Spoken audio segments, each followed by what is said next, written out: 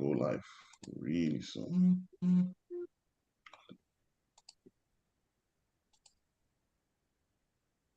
All right. Again, thank you all for joining. This is Top Tier Study Abroad Consult. We are very happy to have each and everyone here. We are extremely excited that today you've joined our live Zoom session as we have a very beautiful conversation with Mr. Kingsford as he talk about his visa interview, preparing for the U.S. visa interview. What questions were asked? Which university is he currently studying? What is he studying? So he will talk about himself. My name still remains the same. My name is Dr. Usubuachi. I'm the CEO of Top Tier Study Abroad Consult. I was fortunate to pursue both my bachelor, I was really fortunate to pursue both my master's and my PhD here in the US. I graduated from Kumasi High School. I made it to the University of Ghana. From there, I came to the US. I did my master's at two separate universities, Liberty University, Columbia International University, and did my PhD in education at Texas State University, where I graduated with a 4.0 GPA from the PhD program. I'm really excited today because we've been off a little bit. We have not been doing these Zoom sessions. And to kickstart it today with 55 people on board, it's extremely good for us to continue to share the beautiful experiences of our students with you. Currently, Park University, Top Tier Study Abroad Consult has 71 students studying at Park University. And again, you did not hear me wrong. Clearly, you did. 71 students who are currently pursuing undergraduate and graduate programs. Most of our students in the graduate program, but currently we've been sending students to pursue bachelor's degrees at Park University.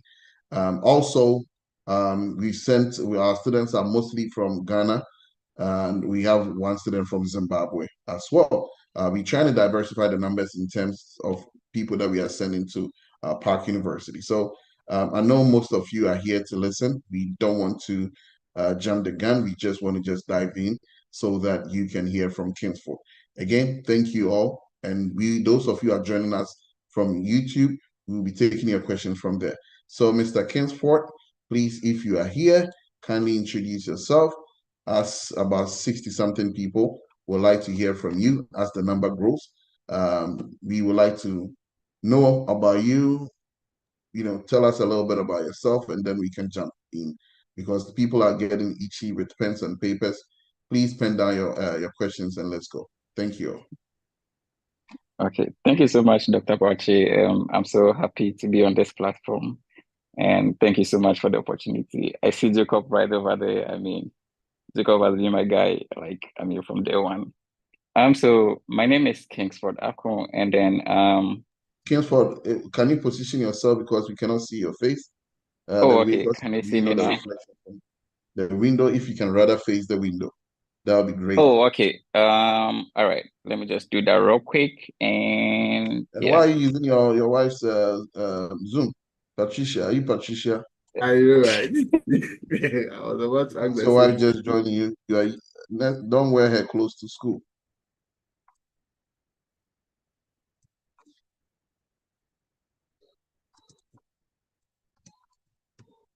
So I just hope this position is okay. Yes, this is brilliant. Okay, all right. So my name is Kingsford, and then I'm happy to be here. So I was in Ghana, but then I'm not in Ghana at the moment. So I was in Ghana, and then I did my national service with the National Petroleum Authority, and then right afterwards, I continued to work with one oil marketing company, and I wanted to, how do you call it, go for it to broaden my knowledge in data analytics. So I came across Top Tier Study Abroad, and then I signed on to them. And then here I am today, a graduate student at Park University. And then it's really been a beautiful experience with Top Tier, and then I'm really enjoying the program I'm studying right here. And then whatever that is happening on campus, I mean, it's a beautiful experience, yeah. Good. So Kingsford, can you walk us through we know the most important thing is sharing your Yeah. visa experiences, which people are interested in. Can you share your experiences, starting from working with us, and then how you got to know about Top Tier working with us, how your experience has been, and then we can jump into the main session. Okay. All right. I don't know if Priscilla is on this platform, but then I got to know about Top Tier through a colleague at work. And is even how funny I even got to know Top Tier. So there was this colleague at work, and we both really wanted to pursue our education. And most of the time, I mean, personally, I used to look out for schools a lot. But then one day I was in the office, and then she came to me and she was like, "Hey, you know what? A friend in the US spoke to me about top tier study abroad. Like she was saying that she has a friend in the US, and the friend is like, there's this man who has always been picking people at the airport, and like he's so confident that this thing will work out, because at the time people, I don't know if I should say this, but then people take advantage of people, that, I mean, yeah. So credibility also counts, but then she was like, this man will really do the job. So she gave the number to me, and at the time Tortier was opening their branch in Accra. So I quickly messaged, and then I was asked to come to the office in Accra.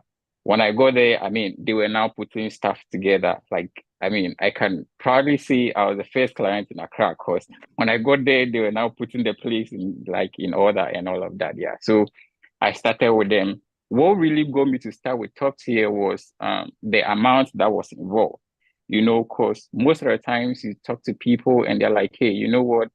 We're going to charge you this, but then pay 50% down payment and stuff like that. When I went there, they were like, oh no, you know what? You just have to pay the application fee, and then that is it.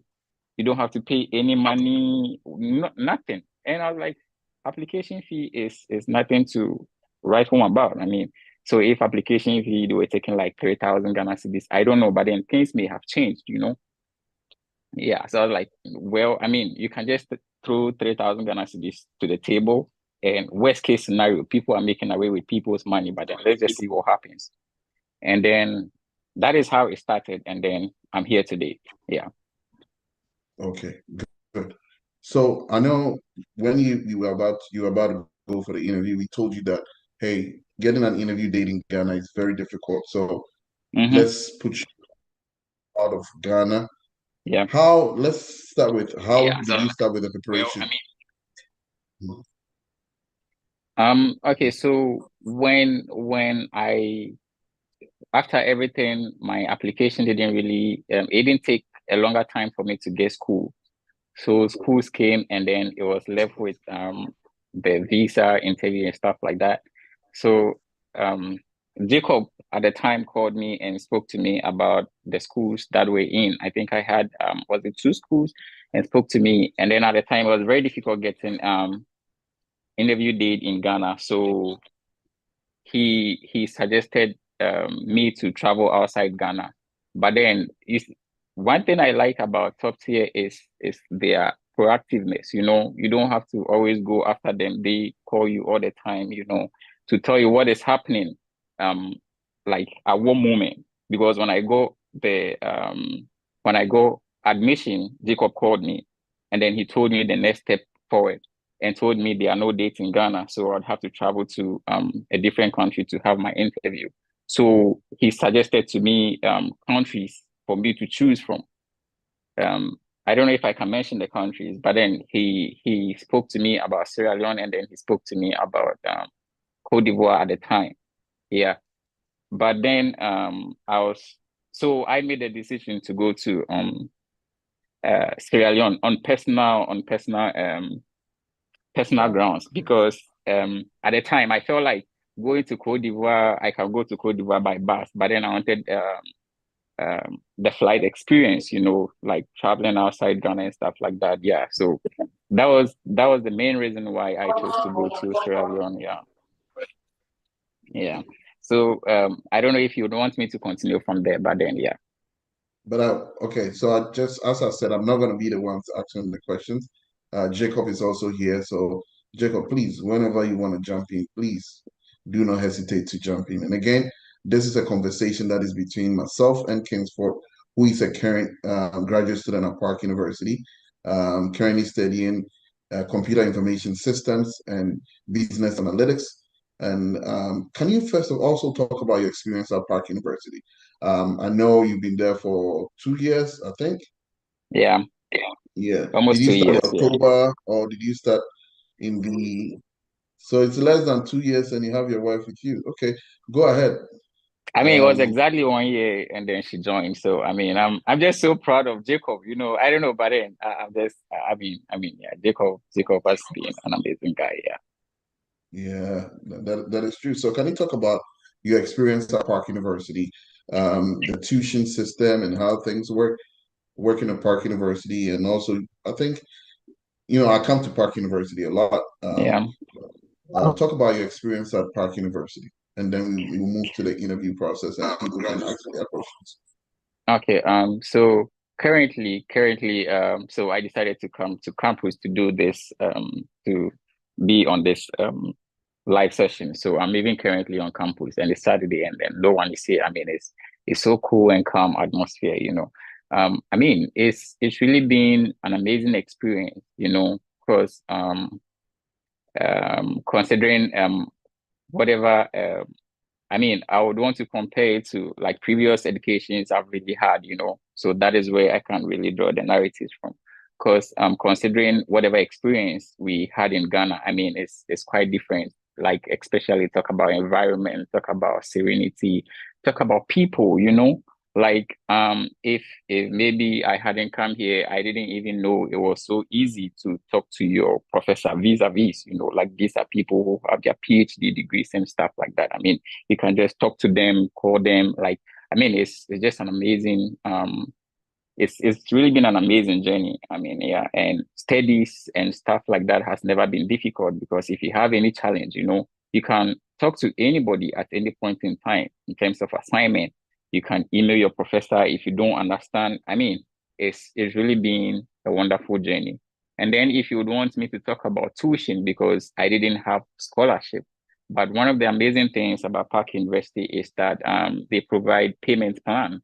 So you are not really burdened, like you don't really have that burden on you to, I mean, sort of um, in a haste to pay tuition and stuff like that. And then there are jobs on campus as well where you can do to, I mean, take care of whatever thing you are doing. Yeah. So it's not much of a burden. So if you really want me to talk about those tuition and then whatever experience I'm really having on campus, I mean, it's really been an amazing Sure, journey and then it's been worth it. Yeah.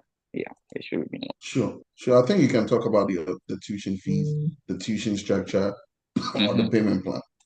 Okay, yeah. So it's very easy. You just walk into the finance office and then you tell them, hey, you want to do a payment plan. You can personally also do it online in your portal or something like that. But you can just walk in anytime and tell them, hey, I want to do a payment plan. And then that's it. They understand some of these things because currently, even with me, I'm on payment plan and you are not so much obliged, just that you would have to be consistent in your payment, and then that's it. And then there are jobs on campus, like I said, which you can work, and then you'll be able to pay this tuition and stuff like that. So I've been here almost getting to 2 years, and then I've not had any issue. I'm still studying. I'm still in school. I didn't have scholarship, and then I'm still going through. So I mean, you can equally, I mean, go through if you want to. Yeah. So that's basically it. I pay my tuition if you want to know. Yeah. So And just to reiterate what Kingsford said. So as Kingsford was saying, every 2 months you pay tuition fees. So they are not on your neck, pressing your neck to pay the tuition fee. They've yeah, actually spread it out across the whole year. When you take classes, that is when you pay. When you take classes, that is when you pay. And then you set up a payment plan that okay, I can pay this, that. They go up yeah, with you to yeah, what the university wants you to pay every now and then.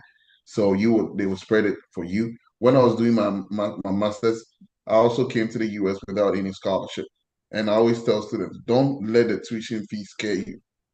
If it's the tuition fee, a lot of people will be at home. And as I've Mm-hmm. said, we sent 71 students to Park University. In January, we sent 10 students to Park University. And the funny fact is, it was all girls, 10, all female. And in March too, we sent two students, one in education, one in the business analytics program. And we have close to 10 students who are also gone for summer. We are just in June. We 8th June, but we have 10, almost 10 students who will be joining Park University. I know we are trying to do to see if we can get what we did for you guys when Kingsford you guys went in. I think you were 26 students that went in one Yeah. October Mm-hmm. 6. So we are trying to see if we can do the same, shoot for Wow. 26 students or more for the Wow. summer intake. Although other students are going to California, Utah, North Carolina, Pembroke, and other universities. Top tier study abroad consult. We work currently, outside of last 2 years, November, I remember it was 33 universities that we are working with in only the US. Currently, maybe we have to do our math again. There are several universities that we're working with. And as Ken Ford also says, it's not, we look out for universities that would help you in terms of not pressing your neck to pay your tuition fee if you didn't get scholarship. Luckily for Kingsford wife, she has some form of scholarships, which it will be her turn to speak some other time as Jacob would arrange all of that. But Jacob, do you have any questions for Kingsford before we go Yes, into Doc. his journey I to have a everyone? question. So I would want Mr. Kingsford to take us through the interview section. The very day that he had the interview, what happened? How did you go? What was the atmosphere after the interview? What was the feeling? So I want him to walk us through that. Yeah. Oh, okay.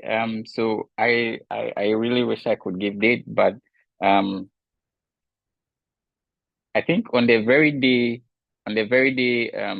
I had to go for the interview. So, I mean, I didn't know anybody in Sierra Leone. It's not like most of the time the fear has got to do with if you are told to go to another country to go and interview, you will be thinking, hey, I don't know anybody over there and stuff like that. I mean, every arrangement was made by top tier. Like every arrangement was made by top tier where I would be going and stuff like that. They really made me know if it is hotel and stuff like that, who will pick you up and everything. I mean, top tier did basically everything. I didn't know anybody over there. So on the day of interview, like the person who came to pick me at the airport was the one arranged to do the whole rounds with me because honestly, you don't know anywhere. So he came to pick me up. I think my interview was, if my memory serves me right, it was either 8 a.m. or 9 a.m. One of them. I don't really remember. But then I was up early. I was so nervous. I mean, I don't think I slept. I didn't sleep throughout the night, you know. And I remember a day before that, Doc was having the interview with me. One of the most important part of this whole process is the interview prep. Like the interview prep is the most important part of this whole process.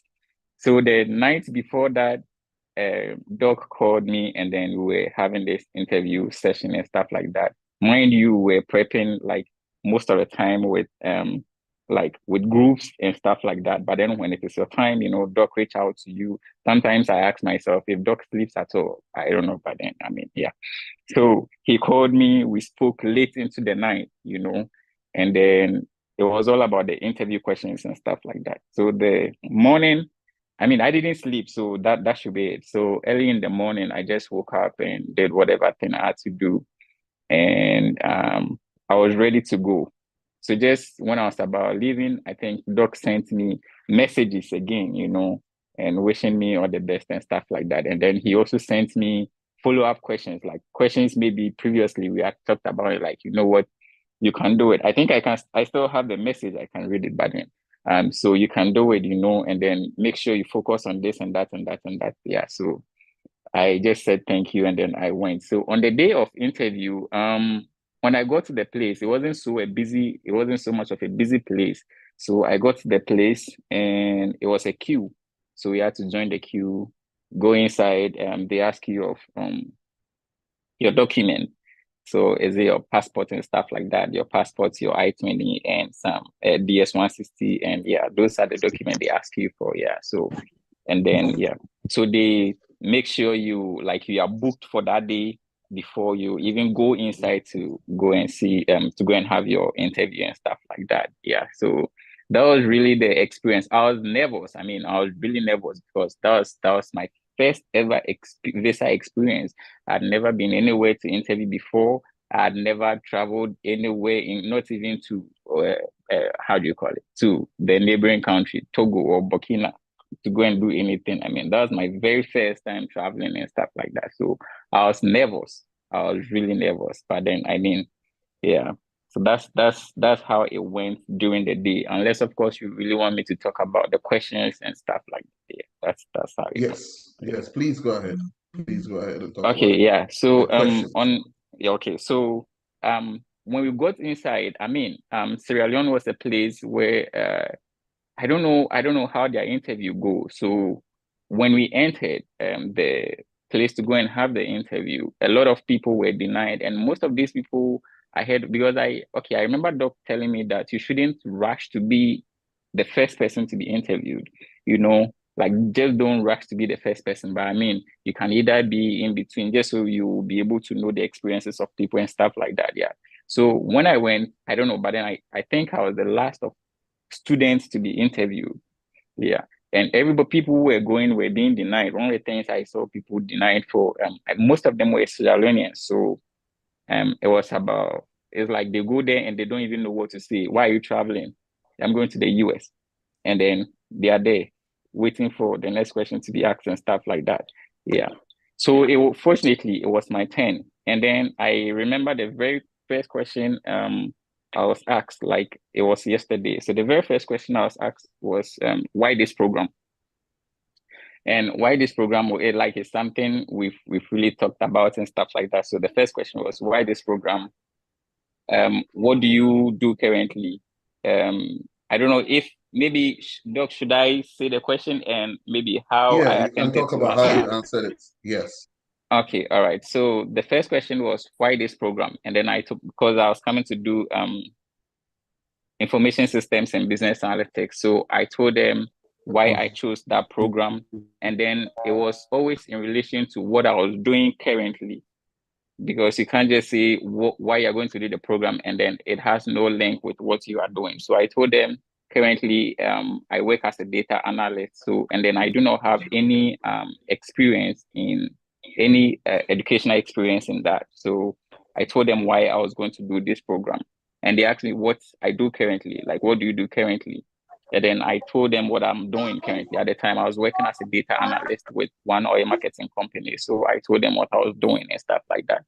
And then they asked me why I chose data analytics and why I didn't choose data analytics, but then chose information technology. And that was a breaker for me. I think one of the things Doc always was telling me, um, there was this part Doc would always say, like, ask them if you can express yourself. And that was the major breaker because all this while I was very much I was nervous in answering. But then the moment he asked, why not data analytics? But then you chose to do information technology. That was when I asked him, can I express myself? And he gave me that free range. Just like, yeah, sure, go ahead. So that was when it became a conversation. So at that point, it became a conversation when I asked him, can I express myself and stuff like that? And I was like, yeah, sure, go ahead. So we spoke, and then I told him, like, I had a roundtable discussion with my boss, and I asked him what he really needed because it's in relation to what I'm currently doing. So I asked, like, we had a roundtable discussion with my boss, and then I asked him the expertise he think will be able to make the company grow and stuff like that. And then this is what he asked that I do. Yeah. So, and then he asked, how are you going to pay for your tuition? Because he saw that I didn't have any funding. And then I told him my dad was going to pay for my tuition. And then I told him what my dad is doing. And then the number of employees my dad has, how long he's been in the business and stuff like that. And he asked me how many siblings I had. And then I told him how many siblings I had. And then the other question was, have you traveled before? So at that point, I was confused whether the traveling I'm here in Sierra Leone is part of my travel or it's not part of my travel. So I told him, yes, I've traveled before. And he asked me to where? And I told him to Sierra Leone because that was my first time traveling. And then he laughed at that and he said, okay. So, and then he asked me if my dad had traveled before. And then I told him, no, my dad has not traveled before. But then I always say that's another conversation, another time. Maybe Doc will talk about that. And how did you get to know about the university? So I told them, I think we had, I had opportunity to meet the programs director, which is Kevin. So, and then we spoke about, so I mean, that is how the interview, I don't really remember exactly because it's really been a long time and stuff like that. So it's going to be very difficult to really remember exactly what I said. But then I really remember the questions like it was yesterday. Yeah. Okay. All right. Jacob, do you have any questions to ask? No, I think I'm done with the question. What yeah. Okay. So now I think we would also open the platform for people to ask their questions. People are sending me private messages, which I would read. But please, now the platform is open. If you have any questions, kindly raise your hand and and ask. But my first question that I'll personally ask you is, that day, how many did you go with any top tier clients, or was it only you, or were you So in a group of? that day it was just me. It was just Okay, me. And then I remember there were two ladies in front of me. I think they were Sierra Leoneans, and then they were all denying that they, yeah, yeah. okay, okay. All right. My other question is, and again, please don't be shy. Please raise your hand. I know Oh, some okay. of you are sending private questions to me privately, but I'll I'll highly encourage you to raise your hand.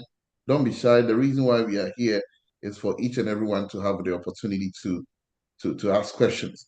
Uh, please click on the link to join. So we've sent you our in our chat box. If you check your chat, I've just put a link to our WhatsApp platform. You just click it and then you join. Victor would also, Jacob will post our numbers from our various offices, the Kumasi office, the Accra office, direction to Accra, Kumasi, Takrady offices, and our contact numbers. So if you would like to reach out to us, please do not hesitate to reach out to us. The most important thing is taking the bold decision to work with us, as Kingsford said. We only take the application fees. When it was Kingsford's turn, due to the dollar rates, we were charging 2,000 cedis. And now you all know where the dollar is sitting. We are charging 3,000 Ghana cedis. That is all you need to initially pay for us to get all you through till you're about to go for your visa interview. You pay for your own visa fees and service immigration fees. We help you to apply to the schools. We pay the application fees to three separate universities so that you look at number one, which university has lower tuition fees, which university provided scholarship. We also look at universities where students can get on-campus jobs so that you will not be just dependent on your parents to be sending you money, but you can also be working whilst you go to school. Just so you know, every student visa comes with a work permit. Every student has the opportunity to work on campus, and you have the liberty to go to the university, apply for. I was work, and in the summer you can work even 80 hours. Nobody cares on campus. So there's also the Kimford. Let me ask you this: have you applied for your CPT since you've been Um, there more than nine months? yes, I have, and then yeah, I have, and then I have had a call from a company. Yeah, so I mean, yeah, I'm still on Good, it. Yeah, I think I have, and then I think on Monday I have an interview. So yeah, good. We wish you all the best. yeah, Okay, thank you. so the next question is: how have you been enjoying Park University, and what has been your experience so far? Okay, so my major experience has been okay, so my first time experience when I got to park and my first day, no, was it my first day? No. It wasn't my first day. I think it was in maybe subsequent days in um the class and stuff like that. So we went for class. It was in an information system class or something like that. And then there was a break, maybe some few minutes break and stuff like that. And at the break, you could hear music in the classroom, like in the speakers and stuff like that. Like just enjoy the music while you're on break and stuff. I was like, wow, are we really in school? Yeah. So I mean that has been the experience. It's not like you are so much under pressure to study and stuff like no, have fun, you study. It's not much of pressure to study and cramp anything in your head. No, no, no, no. So that's what the experience actually been. And I mean, additionally, you can equally go to any professor. I mean, that's the most important thing for me. The fact that you can walk to your lecturer or your professor and then say whatever thing you want to say.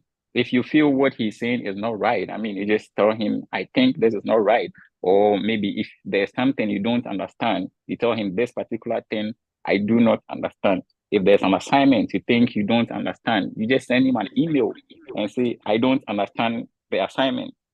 If he grades you and you think you're not comfortable with the grade, you send him an email and ask, why did you grade me this way? Why didn't I mean it's really been a beautiful experience. It's really been beautiful. And to the point where professors are always on you and then asking you if you have problems and stuff like that. I mean, that is beautiful and that is amazing. Yeah, that is amazing. Okay, Mhm. great. And I was also shocked too when I remember a professor invited me to his office, and I was scared. But when Yeah, I went there, the coffee, he went to get me. He asked me, "Do you want tea or coffee?" I was like, "Oh," I was very uncomfortable. So he asked me, yeah, very uncomfortable. I said, "Yes, back home, my professors will not even let me sit. When no, I go there, I had to no. stand and talk to them. I'm not Hmm. offered a chair. But to sit with you here, being offered tea or the professor asking me, do I go for tea or coffee? Do I Hmm. want sugar? Do I want milk? Which kind of Yeah. milk do I want? Do I want chai latte or latte? Or do I want half and half?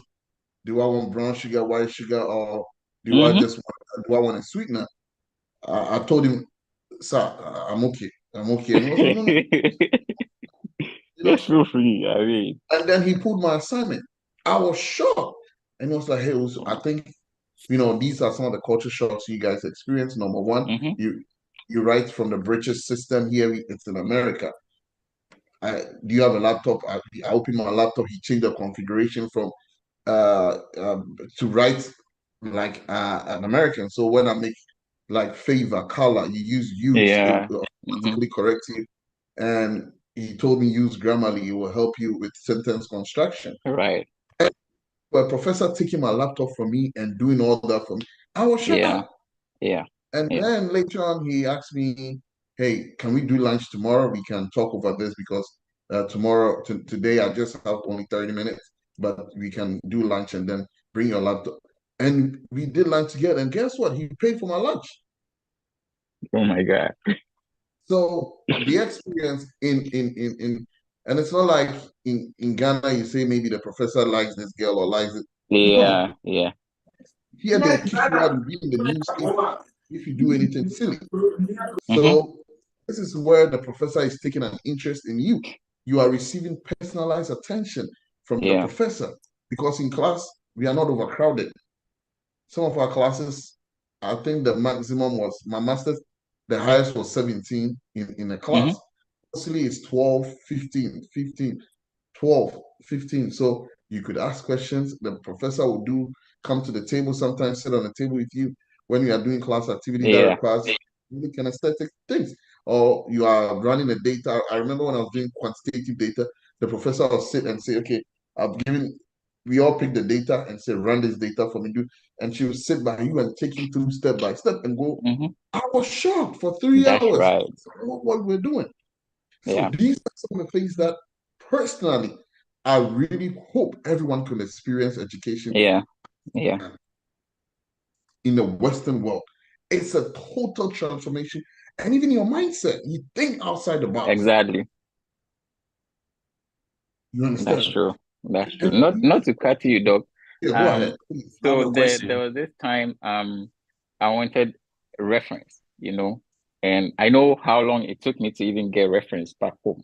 I wanted reference to apply for, I think, on campus job at the time. I think, yeah, that was way before. So I reached out to my professor. At the time I had now done one or two courses. So I reached out to my professor. I was like, hey, I need reference, like reference letter to get. And I mean, he was so happy. He was so happy to be able to help. It didn't take minutes. He just wrote the reference and just emailed it to me. And then that's it. That it didn't take, I mean, he just emailed the reference to me and then I had to just forward it. And then that's it. Knowing how long it could take me to get my reference back home, I mean, it was just amazing. I was like, I mean, it was just amazing. Uh, Yeah, it was I just have a amazing. question. Can I ask a question, please? Yeah, go ahead. Also, my son is 19 years and he was offered BSc Agriculture Engineering in KNUST last year, but apparently he enrolled for civil engineering, BSc in civil engineering, but they gave him agriculture, but he wasn't happy about it. So he decided to, enroll this year too, which he has done it. My question is, how can you assist him if you want to study abroad now? How can you assist him to get a good university? I mean, to read this civil engineering, and also how much is it going to cost? I want to know because as soon as I finish with you, I have to give the link to him and they also give your address to him so that maybe he can communicate with you if only he's interested. My name is Vincent Ouswansa. I'm a constructor, an engineer, structural engineer who build cold stores, warehouses, and other insulation stuffs. So Okay. he wants to take over to do, civil engineering also as well as a structural engineer. So I want to ask, how best can you, assist him? Because one, I have traveled all over Africa, but I've not been in Europe. Anywhere in Europe, I've not been there. Okay, yeah, and actually, apparently, I don't know how best can you assist him on this. All right. I don't think this is an issue as Kings will tell you. Basically, what I need to do, or you need to do, is to send us his WASI results. That would help us in terms of determining if he would get some form of scholarships. Number one, all our undergraduate students, all, I would say about 99%, they get scholarship. Those students who this year they did not get scholarship, the tuition fee is $5,000 for a year. The whole tuition fee is 5,000 US dollars. Also, we've partnered with a school in Utah, and the whole year the student pay $900 for rent for a year. So we and the student wants, like, just say two bed, two in a room. That is when he pays 1,800 for a year. So 900 per semester, and this includes feeding on campus. So yes, we can help, but if we want to see how best we can get scholars, just like, no, on Tuesday, one of our students, he's at KNUST right now, pursuing, I think he said laboratory science or something like that. He came to us, and I wish, Michael, if you are here, you can unmute yourself and share your experience. He had full 100% scholarship, 100% scholarship to study in the US, and his visa was approved on Tuesday. So if you can, Jacob will put his number there. So Jacob, please put the number there for Mr. Vincent. He's my name, Owusu Ansa. And then please send us the WASI results, and then we'll follow up with you and see how best we can help. Some of the students who are also here, and Michael Champon, if you are here, you can share your experience. We had first admission he had, it was 81% scholarship, and the other one that came was 100% scholarship. So Michael, if you are here, you can share experience with Mr. Owusu-Ansah. Okay, Doc, I'm here. Okay, good. Okay, so Doc, should I talk about the application process or No, the talk interview about or? your scholarship. What does your scholarship entails? Okay, I had a full scholarship from Grambling State University, and it covers everything. Everything. I mean, tuition, fees, room and board, health insurance, and even stipends for living expenses. So it covers everything. And it was awarded based on my SAT score and WASI results and transcript to, yeah. So I think if your son has a good WASI results or a good transcript, he can apply to that school. Okay. Thank you very much, Michael. I appreciate you. So, Mr. Owusu-Ansah, please also put your number there so we Or can any also other school pick in the and US. contact you. He's going to get some form of. Okay. I think so Mr. Owusu-Ansah, please, if you have your please put your number in the chat box and then Okay. we can also reach out to you just in case you don't get our Okay, response. and Boachi,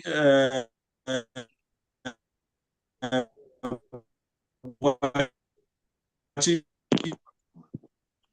you know what, as on awards, my son is, traveling to outside where, nobody is there with him. I'm talking about parental guidance. How is it possible that he's going to, cope with whatever he's going to, study the system and everything over there? Because here down here, at least sometimes we need to guide them from bad friends and other stuffs. That has been my fear. So that's why I wanted him to maybe, complete the university here and maybe complete his BSc here and go there for his maybe master's and then stuff. So what do you think? At least as a Bradley, advice. I need such an advice because I'm kind of comparing, and it has been, something I've been always thinking of. It has been a burden on me for a little while, but I want him to go out to explore too. But it has been thinking for me that what kind of friends is he going to meet over there and how is he going to cope and manage once no parent is there as he's 19? Because 19 here is not like somebody 19 in UK or Europe somewhere else. They are always attached to their parents and that kind of stuff. And he has been my friend, and he has been my friend. I have two boys. I have two boys.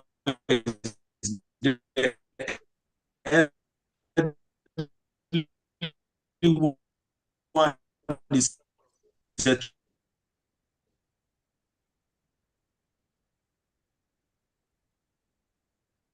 Owusu-Ansah there. one, and he is at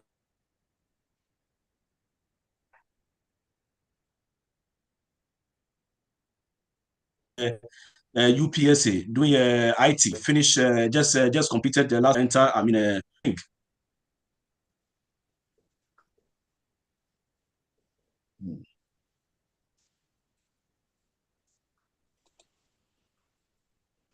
Yes, what you Okay. have finished. Okay. So, Mr. Owusu-Ansah, maybe Kingsford, what happened when you guys arrived? When was I there? How did it go when you guys arrived in the US? Okay, so basically everyone definitely will experience a culture shock when you get here. Like everyone that's experienced it. But one of the amazing things has always been the ISI, the International Students Incorporation. So there's what we have on campus. I think every university has that. That is the ISI, the International Students Incorporation. And then America believes that once you're an international student, definitely wherever you're coming from, you have different culture from where you're coming from, and then the culture in America.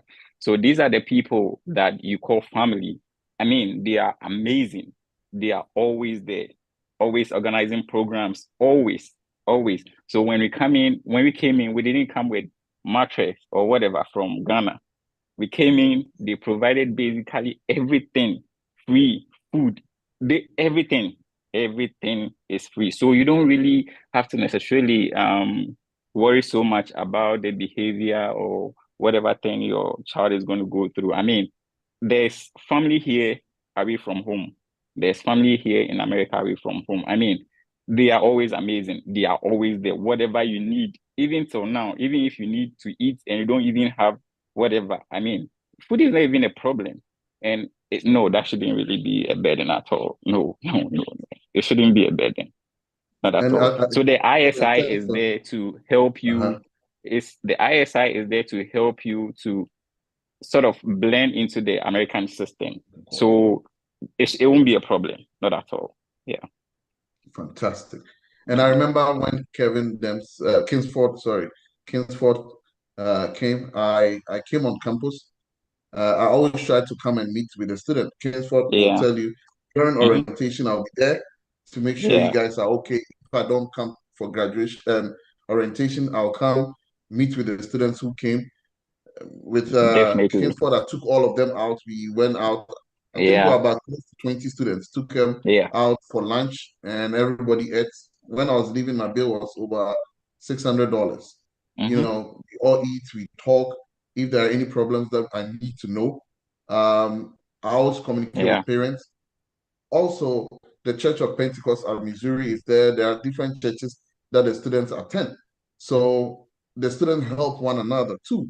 Yeah. I have a very good relationship with the international office. So recently there was if there is any issue, what happens is that I will come in, talk to the student, how best I can be of help. If we need to involve parents, we involve parents. Currently, one thing that we are about to start at Top Tier Study Abroad Consult is getting visas for parents as well. So I went for a conference in Germany last year, and this was one of the key things that came out. So we have gotten the strategies together to see how we can do it. We have piloted this experience in Zimbabwe, where a parent and the student got a visa. So the parent brought is currently here spending summer with the kid. So, Mr. Uso, if you want to travel with your son, we can also do so for you, where you can also come in once in a while and check on your son. Um, I have also ensured that a student was taken home because the student was being with started joining bad company. I told the parent came to the US, and then we were able to get the boy back to finish the university in Ghana because he decided to join bad company. But that was since I started study abroad, which is 19 years ago, I've only sent one student home. Most of the students have made me proud. And it will shock you that one student that was in Ghana, I knew he was smoking weed. Now he's in the US and he's now more or less like going through a pastoral program online whilst he's also finishing his computer engineering program. He came here. It all depends on where you find yourself. And that Yeah. is one of the key things that I said. We look at three separate universities, looking at where can we position the student. Our students in Minnesota they've made me super proud. Most of our undergraduate students are in Minnesota, Utah, California. And if I tell you how these students are performing so well, as I'm talking to you now, the universities they came in January based on the strong academic performances. Some of them are coming back to Ghana. Now we have Houston Tillotson is coming this month. The following month, Middle Tennessee State University is coming. University of the Western California is also coming in July. I can go on and on and on and on and on and mention any names. So, Mr. Vincent, don't let this be an issue. I am there. If there is anything the students will tell me, I fly to the university, sit down. In Minnesota, we have a pastor called Pastor Frederick who gives me reports on a weekly basis because they are undergrads, 18, 19. And the youngest I've sent to the US was 16 years from Nigeria. She got there and she said she was crying the whole day. And we asked her why. She said nobody has given her jollof rice or eba. So she wants to go back to Nigeria. And the boys ordered Uber for her that go to the airport. And then, we still laugh about it today because now she has finished her third year and about to finish her bachelor's degree in nursing. Because of jollof rice, this girl wanted to go back to Nigeria. And then they took her to the African restaurant and she started eating jollof, egusi, amala, eba. And then this girl became herself. And as Kingsford said, yes, the shock is there, but how do you go through it? That's why we have the International Student Office. I just don't want to berate what Kingsford said. He said it all. He said it all. There is an International Student Office that will help you. And that is why we form pockets of communities at each and every university so the kid will never be alone. So if you are here, you are thinking that jollof rice of you are not going to get fufu, KK, akle, Gary Gobe. No, you get all these food to eat, but know that it's expensive. But if you want to eat the food that we sell, meat is very cheap here. You can eat meat and meat until you get sick. So these are some of the things that we want you to do. The support system is really strong here. Even this year at University of Finney, was it 6 or 9 of our students graduated, and I was there. I went with my wife to support these students. We are the graduation. So please, we are here to support the students. And then Mr. Uso and Sasa said we can get you visas. You can go, and then when you go, you can also have a very good relation, check up on your son on periodic basis. And Doc, please let me add this to it. Okay. So initially when I began the journey with Talk to, I thought like the journey ended when you have your visa. I thought that was the end. But then it's still a journey, and then we are still continuing that journey. I can't count the number of times Dr. Boache has been on campus over here. I mean, I can't count. If he's so much up to date. He knows whatever is happening with every student in every institution he takes the student to. He's been here countless times. I mean, countless times. The last time I met him here, he was on how do you call it? It was at a how do you call it? Orientation. It's not been long. And he's here almost every now and then. Likewise, every institution he takes students to every now and then. So that is how even the person who introduced Top Tier to me said it. He said there's this man who picks students from the airport all the time. And Dr. Boache picks people. I mean, they meant to arrive at the USCA, like there are people to pick you right from the airport to your campus. And Doc himself does that. So I mean, that shouldn't really be a problem. It really shouldn't be a problem. Like everybody relates with him, like just like I mean, it's still a journey, like I said, and then we are still continuing that journey. Yeah. Thank you, Ken, Okay, for Doc. that. I really appreciate it. Okay, Doc. I've sent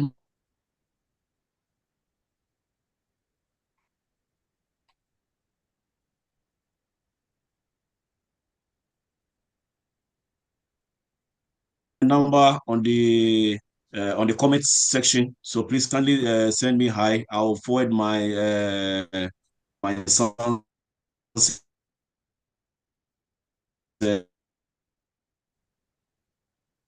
Okay, thank you, Mr. Vincent. Hello, Doc. Please, can I ask a question? Okay, please mention your name and then we can Please, go. I have some questions here to read. my name is Dixon from Germany. Okay, go ahead. I think my application is in progress. My issue is in regards to my place of interview because my status here is student status, and I am not done with the studies yet. So if I am supposed to go for the interview here in Germany, what could happen at the interview if I am asked why I am abandoning this program and then getting a visa to the States? Thank you. Okay. Yeah, thank you very much. So basically, we have one student who got a visa from Serbia. She was on a full scholarship in Serbia. We have another student who was studying in Poland. We have a student who was in one of the European countries who came to the US. So with that, and one of the students, to what we did was he took a visitor's visa. When he came here, he converted from Germany. He converted it into a student visa. It's something that we can talk about it between you and I, but not here. I can give you all the options, and then you weigh it. So it's not a big deal. Your main goal is to study, so that is the most important thing. So we can discuss that. Okay, thank you so much. Okay. Yeah, Francis Sean, I see you. Thank you for the private messages. And Dr. Benjamin, I think, thank you for the encouragement, Dr. Benjamin Yabua. Thank you for the encouragement. Jacob, please have you please post our number, and have you taken Mr. Vincent's number? Yes, please, I did. I've saved this number. I'm sending him a message right away. Okay. We've been having, this has been a very good attendance. We are getting more people joining. People are having internet issues. Currently, I'm allowing about 3 or something people to join. We've hit over 80 people here who are asking really quality questions. Let me ask this question before. So someone, what's the person's name? Yeah, a lot of people are laughing about the Jollof issue. Yes, the girl because of Jollof. And Martha, your comment is very funny. Yeah, Mr. Victor will crucify me. Okay, so let's go. So someone wanted you to talk about the tuition plan. Do you make do you tell the university how much you want to pay, or is it the university that tell you this is how much you can pay, and how much you pay? Is it per month, per week, every 2 months? How do you go about it? The person wants to know. Okay, all right. So I can use my experience for it. So I walked into the accounting office one of the time, and then I told I think the woman in charge that I wanted to make a payment plan, and she took my bill and asked me how much I can pay, and I told her how much I can pay every month, and she said, okay, well then that's it. So I told her how much I can pay with me. I told her how much I can pay, and she said, well, okay, that's fine. So she made the payment plan based on how much I can pay over there. Yeah, that's with me. Okay, so you told her how much you can pay, Yeah, yeah. correct? Okay, good. And someone, how was your interview at Sierra Leone? I think he has already talked about that. Okay, that's a question. Please do me a favor and repeat on how you answered the question. Have you traveled before?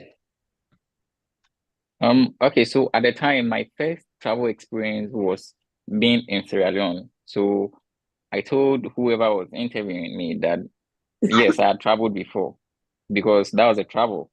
And then he asked me to where, and I told him, oh, to Sierra Leone. So that was when he laughed about it. Yeah. Okay. So, Dr. Benjamin Yabua, please, you can send a message. Jacob has put our number in the chat box, please, about your nephew's application. Please, you can send a message there. Those of you are joining us from Dubai, we have an office in Dubai as well. So, those in Dubai, you don't need to mail all your documents to you in Dubai. You go to our Dubai office and you pick your stuff from there. It's at Al Maktoum Road, Dera. So opposite Benia's day-to-day shop. I've been there before. I'm actually going there very soon. Jacob has been to our Dubai office before. So sometimes our team will also, I think 3 of our team members have visited the Dubai office. Um, so our clients in Dubai, you can meet us, the Ghana team in Dubai as well. I've been there. Jacob has been there. Julius has been there. Mr. Dipaxi just left last week, Friday. So we make sure that we don't leave you guys in a big loop, but continuously we make our presence being felt in Dubai so that you meet Mr. Victor, very nice young man, with a team of about 6, 7 people at the Dubai office. We would also talk about some of the initiatives that we have in Dubai for people. So Mr. Victor will talk about that. Also, we have our YouTube link. Those of you who want to join our YouTube, please subscribe.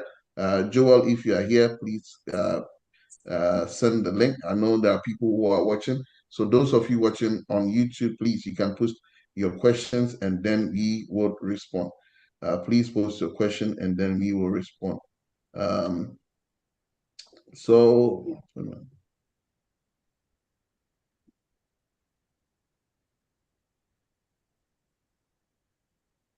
yeah, please.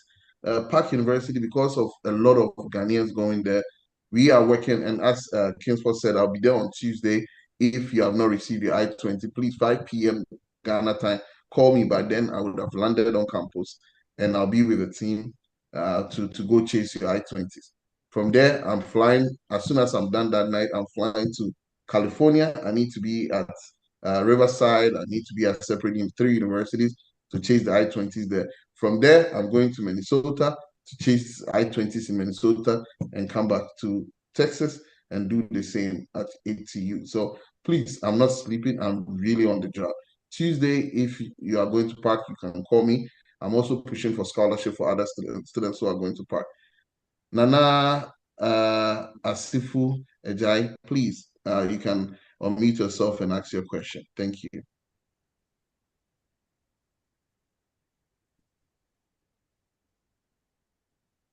Yeah, I sent a message to the platform saying, what if they ask, why didn't you do the interview in your own country? Why travel to another country for the interview? Okay. Kenford, do you want to take that or do you want me to do so? Well, Doc, maybe let me just so with me, I wasn't asked that particular question, but then at the time there were no dates in Ghana, and then it was allowed to travel elsewhere to have your interview. So there was not going to be any problem with that. Like, I mean, that's from my angle. But Doc, I don't know if you have anything to. Yeah, so that's the same thing. There are no interview dates in Ghana. That's why I'm here. They understand that the interview date, it's a worldwide problem. Because of COVID, all embassies are still backed up. And Ghana has been backed up since I was at Legon. This is 16 years ago. It's still been backed up. We're still chasing appointment dates. As far as 2004, 2005, we were still, chasing date 20 years ago.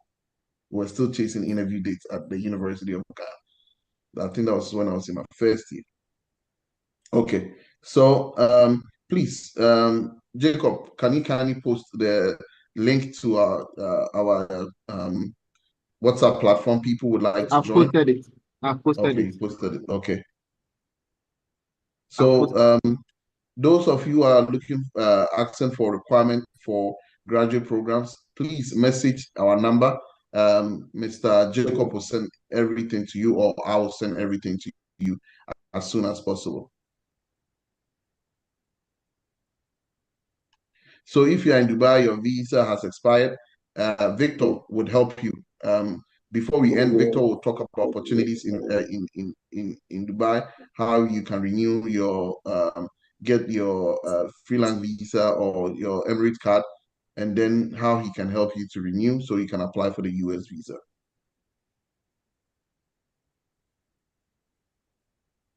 So yes, you can get a spring date, spring I-20. Yes, we need to defer you, and after the deferment, the deferral, then you can get it. Oh, so someone wants to know what you wear for the interview. They want to know Say again? what you wore for your interview. Oh, so it was basically a white long sleeve and a pair of pants. That's it. And then my shoes. Yeah, I just tagged in and then went for the interview. But then what I realized was that most Sierra Leoneans didn't really care about the interview, so they just wore anything, and most of them were denying because they are there unprepared. They ask you, "What are you going to do?" Then maybe one line and that's it, waiting for another question and stuff like that. Most of them, most Sierra Leoneans were denying because they didn't really care about the interview and stuff like that. Yeah, so it was just a long sleeves and then pair of pants and then my shoe and then I tagged in and that's it. Good. Good.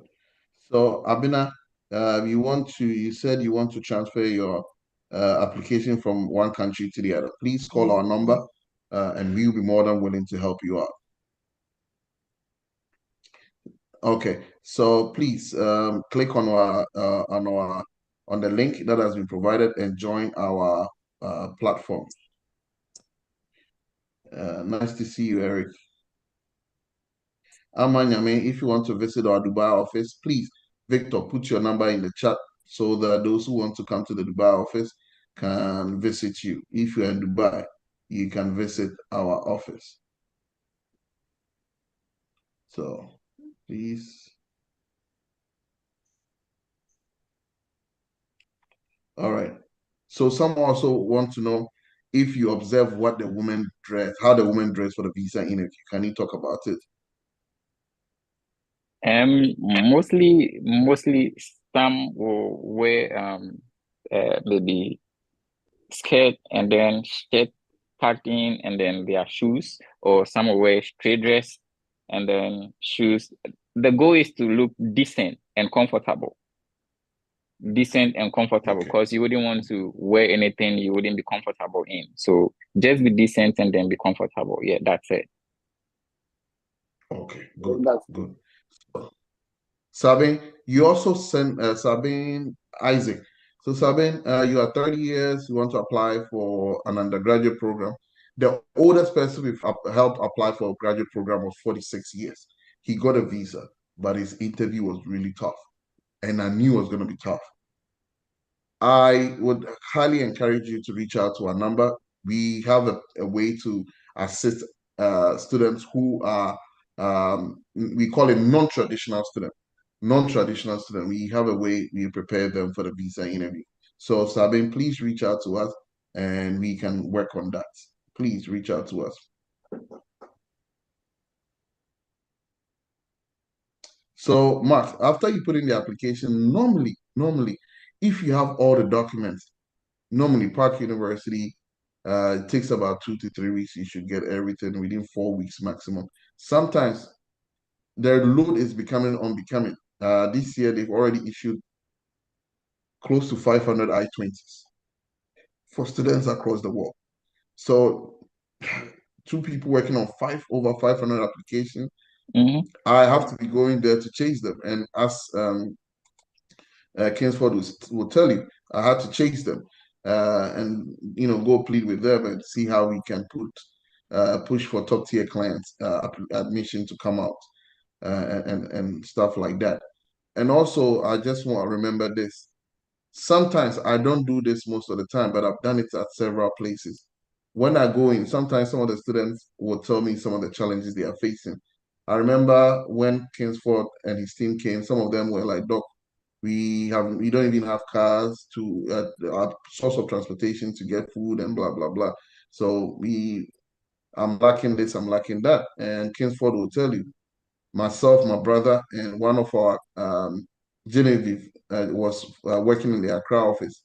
We hopped in the car, went to Walmart, and filled the whole car with water, chicken, oil, rice, and every Ghanaian apartment across campus for the new student. I gave them, even my brother, I didn't give him. My brother, my blood brother, I didn't even give him a toothpaste or even a toothpick. But I made sure that all our clients were duly served. And Kingsford is here, you True. can talk about it. True. I mean, I really remember that experience the day you came, and then we had to go out to eat at the restaurant. And I mean, I've forgotten the number of people, but we were a lot. I think maybe you can check on Facebook. I think I saw that picture on Facebook or something like that some time ago. Yeah. So we were a lot, we went for lunch, and right after us, he went to shop at Walmart. And I mean, that's why I say that, like Dr. Boache, I always thought that the journey ended when we had our visas, but then we are still continuing the journey. Today, I can just call Dr. Boache and be like, hey, Dr. Boache, you know what? Maybe, let's just say maybe today, if I'm even done with school and I still want to pursue, he'll be the first point of call. I'll just still call him and say, hey, Dr. Boache, you know what? I'm done.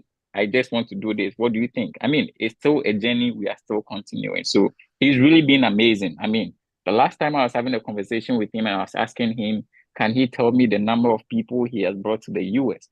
And I mean, he even lost count. I mean, he's really doing a good job, and he's really been amazing. I mean, yeah, he's really been amazing. Yeah. I know after either 2022 or 2023, it was 122 for a year. I Oh think my that was God. your group. We sent Yeah. 120.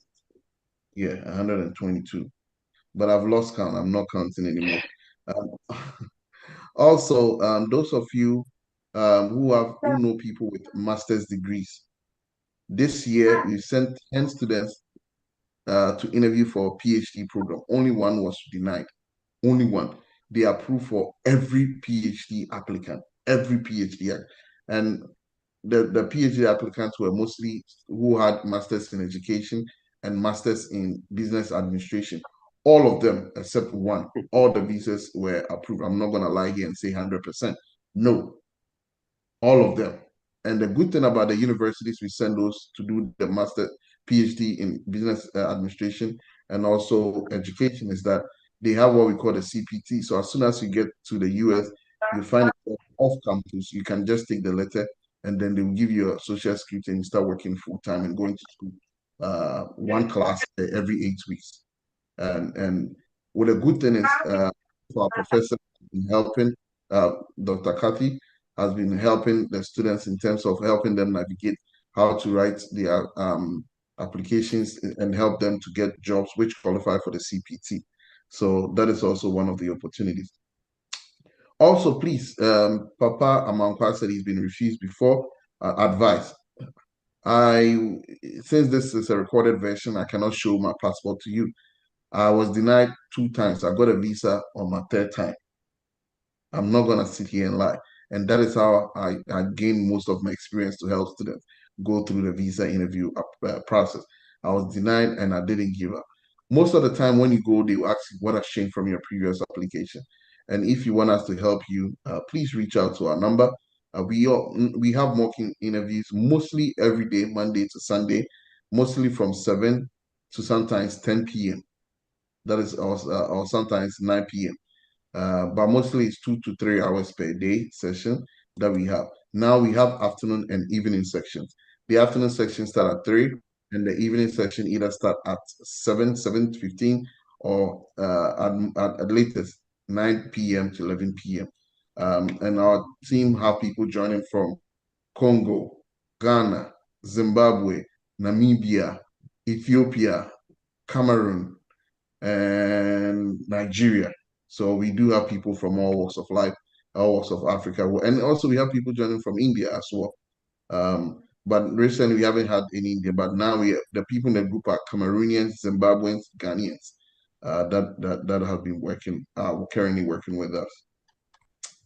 So Mary, please, and Esther or ST, you also raise your hand. Please, you can go ahead and ask your question. Mary Solomon. Okay, Doc. Thank you very much. My name once again is Mary Solomon. Doc, please, I'm not sure whether Kingsford can handle this question, but I believe you can help me since you are on the platform. If the question is, if you've been refused before, and during that time, like not too long ago, and during the refusal, like your last interview, you were asked the question, have you traveled before? And you answered no. Here is the case, you have to attend another interview in less than a year. Can you go and, is it possible to say yes again in case you are asked that same question? Even though you don't have any stamps indicating your travel experience to any country around, can you go and say yes and start by telling them where you've been and all that? Thank you very much. Yeah, I think I can travel today. I can travel tomorrow. I can just pick up my bag and travel now. So if you meet me next week, and I said in January, let me use in January. So, for example, if I applied for a visa and I was denied in December, in January I was in Kenya, Ethiopia, South Africa, Zimbabwe, Amsterdam, London, Ghana, Abuja. Listen, I was in Abuja in Nigeria. Sorry, Lagos in Nigeria, Harare in Zimbabwe. I was in South Africa, Joburg in South Africa. I was in London in the UK. I was in Amsterdam, in the Netherlands. And where else did I go? Let's say, and I was in Accra. Six different cities in the span of 2 weeks. I was in 6 different countries in 2 weeks. And I'm interviewing in February. Can't I tell the visa officer I've done these travels?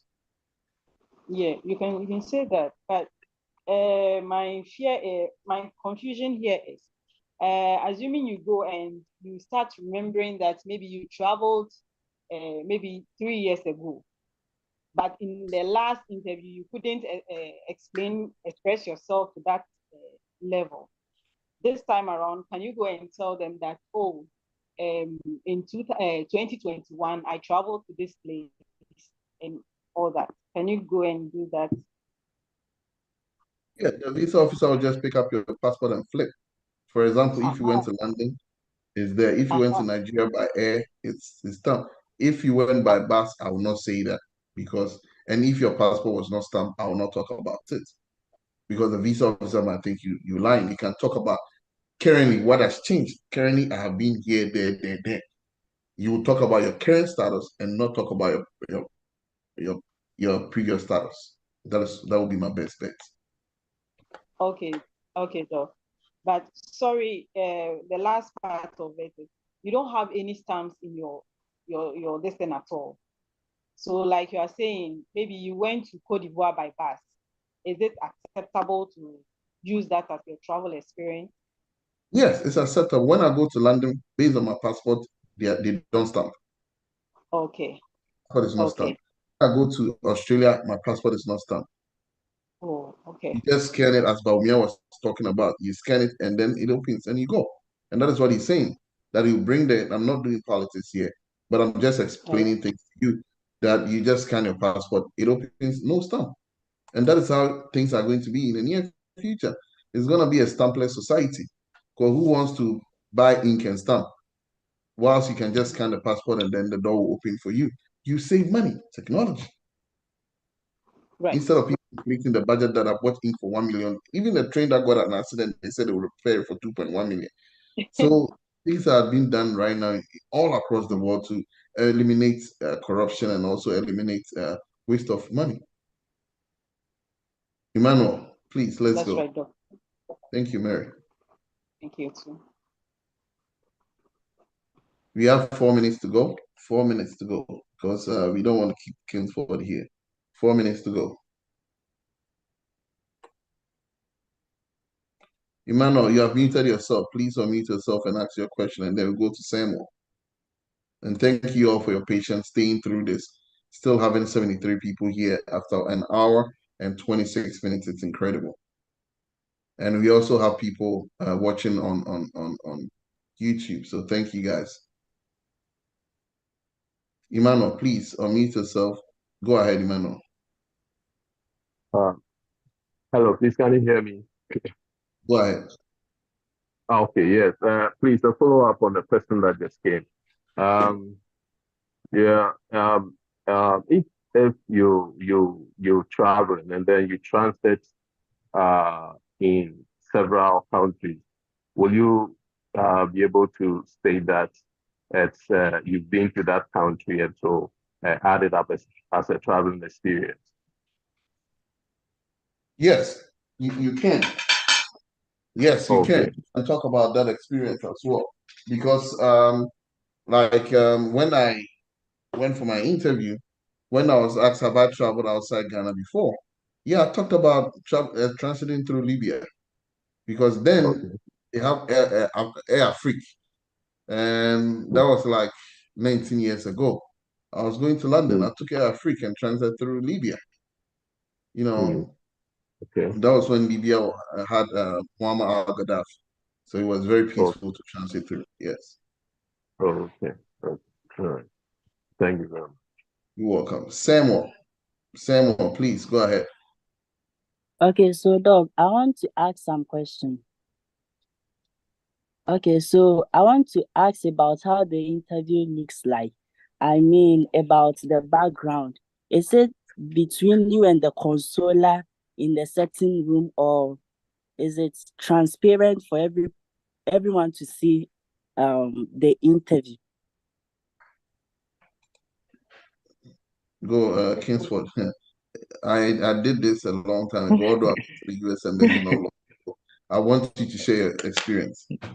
Okay. So I also wondered about the same thing, how it was going to look like, because I've never been to any interview before. But it's just like a bank settings. You see the way when you go to bank, like it's between you and the teller. Like you go to the counter and then whatever thing you're going to do, like it's you and the teller. That's how it's like. But then this time around, when you are talking, you would have to kind of talk loud because there's glass in front of you, so you have to kind of talk loud so that the um consular can hear you. But then while you are talking loud, whoever is behind you sometimes can hear whatever you are saying. You get it? Because yeah, and on that day you shouldn't really be shy because you don't really care about whoever is there. Like everybody is there to get it, whatever they are supposed to get and go away. So you shouldn't be shy. Just see whatever thing you are supposed to see. Mind you, if you don't speak loud, the consular is not even hearing you, and he wouldn't want to be doing. Oh, what did he say? What I mean, yeah. So whatever you say, whoever is behind you can hear you. I mean, but I think it differs from country to country or embassy to embassy. Like, I mean, because I don't know how it's like in Ghana. I hear in Ghana sometimes you queue and everybody follows you. But in Sierra Leone, when you get inside the room, everybody sits down. And so, like when the people get up to walk to the counter, you can see them and then you can hear whatever thing they are saying. It's just like a bank setting. Like that is how it's like. So you and the teller kind of like relating it to the bank setting. Yeah.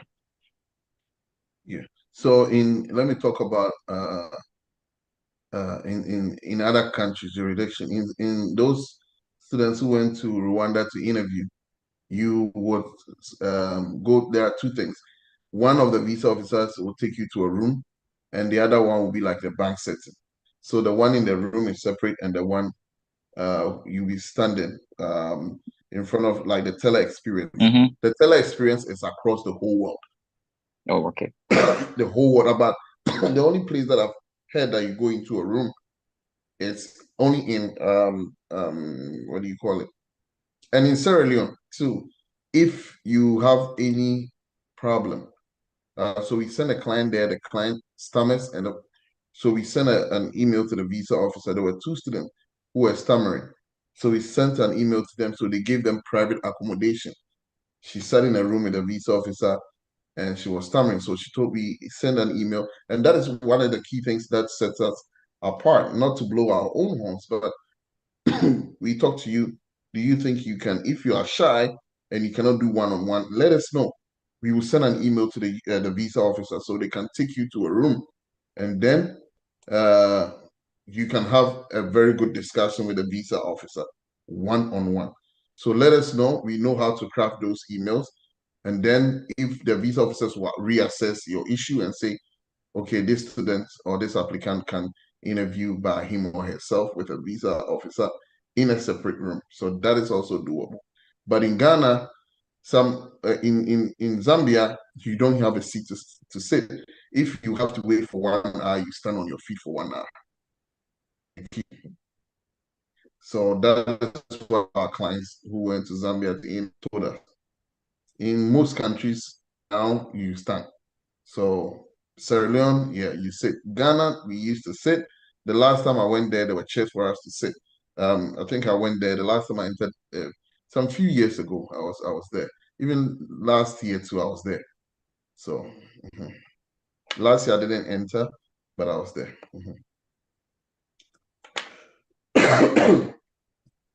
So Andy Scott, please, what's his name? Mr. Bonnie, if you are there, please put our number down. Andy, please also put your number down. Send it to Jacob Bonzi, and he will see how best we can help you to navigate your visa interview experience. So, someone, Kingsford, can you tell me how long it took for you to get your to be interviewed? Was it more than 5 minutes? My no, my interview didn't take more than 5 minutes. Just that the questions were a lot. I had a lot of questions, but then it didn't take mag maximum. It didn't go past 7 minutes. No, although the questions were a lot, I think it was 8 questions in all, but they were just follow up on whatever. It became a conversation, like I said, especially after the third question when I asked him if I can express myself. And then it just became a conversation. So, and then, I mean, both of us were really enjoying the conversation. So, but it didn't really go that long. Yeah, it didn't go that long. Yeah. Okay, good. Any questions? Any question? So someone wants to ask, tell me about the ambience of the room. So were people scared? Um, Were people tense? What was the place? so it's okay to be tense. It's okay to be nervous. I mean, it's okay. It's a US visa interview you're going for, so it's just okay. But then you just don't have to let it take all over you and stuff like that.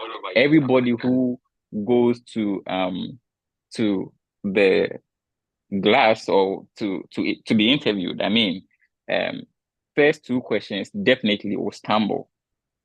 Like first two questions, definitely you fumble, and then but then I think basically they understand, because but then you should be able to, because when I went there, my first two questions I was fumbling, and I remember doc telling me that it's just okay during our interview to fumble and stuff like that, but then it shouldn't really take over you. I mean, yeah. So but in Sierra Leone the room was very cold, was so cold, was so cold. So when you get inside, you when we entered you had to go for water, like, so you have to go for warm water so that you can just be sipping, so it can keep your body temperature, I don't know, but then it can keep you warm a bit. But it was so cold in the room, yeah. So that's just how it's like. And then just like I said, it's just like a bank setting where you go, like the teller kind of settings, yeah. So that's how it's like over there, yeah. Yeah, and that is what someone also. People are really trying as much as Benjamin. I'll respond to your message. People are really trying as much as they can um to push you to talk more about the visa interview, how things went in the room. Okay. But you really talk. So so Augustine, in the and then we talk. Okay, go ahead. Go ahead. Okay, so I can Clifford, go speak for ahead. Sierra Leone. Yeah, I can speak for Sierra Leone. So in Sierra Leone, when at that very day when I go to the place, we had to queue outside. So we queued outside, and then you go to two rooms. So the first room you enter, you would have to present to show your whatever thing that shows you have an appointment that very day.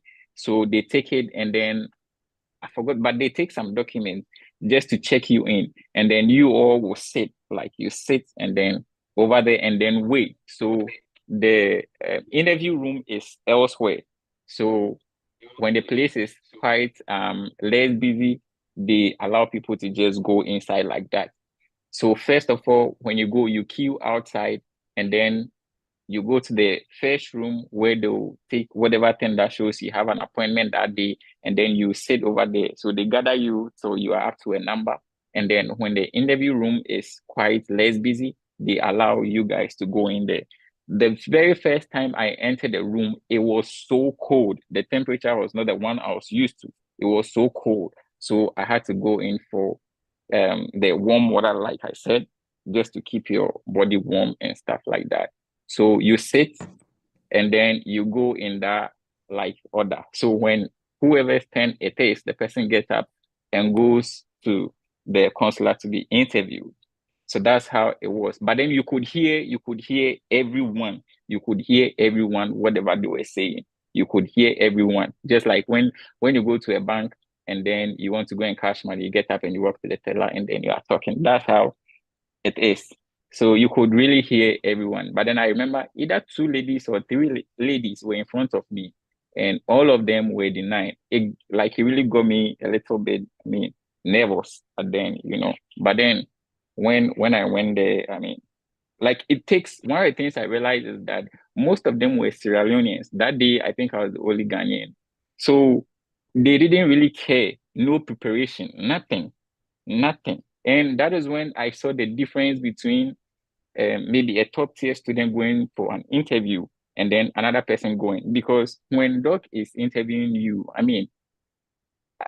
that's why I said it is very much important. That is the most important part of the whole thing. Interview prep is the most important part of the whole thing because he links whatever question you be asked. Like it's just a link, like links basically a lot of things. So if I go and they ask me why this program, I won't go and say because I'm doing this job, that's why I'm going to study this. No, it has a lot of things. But then if someone from Sierra Leone go to stand there, they'll just ask the person, where are you going? Of course, the visa, whoever is interviewing, know that it is a US embassy you are. So definitely you're going to US. But then the person asks you, where are you going? And then you go and stand there and you say, I'm going to the US. And you want him to ask you a follow-up question again. No. So I remember when I was asked, why are you going to the US or something like that?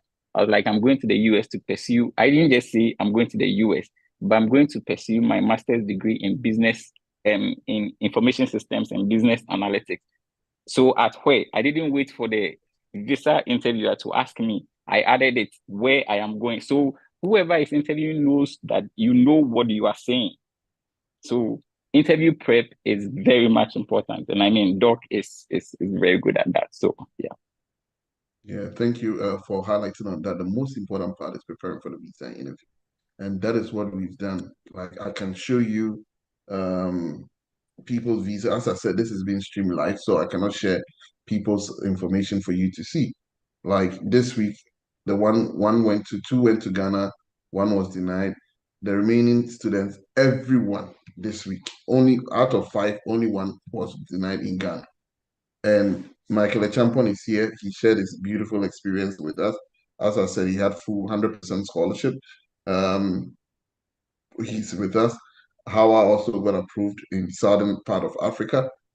So we also analyze, and Jacob is here, and Kingsford will tell you. Personally, I went to Sierra Leone to make sure everything was okay. Those who went to South Africa and other part of the southern African country, Zambia, I took my first person that went to Sierra Leone was my brother-in-law. I took my brother-in-law to test and make sure I don't use a student as a test case. No, I sent my brother-in-law. My uncle was the one that I took to Zambia because he was applying to go visit my cousin who is also here. So he went there. My brother also interviewed in Sierra Leone, and Kingsford knows my brother. And the thing is, we always make sure. And this month, last month, I sent someone to one of the African countries to monitor and see how things are going there. You know, we are always taking the risk.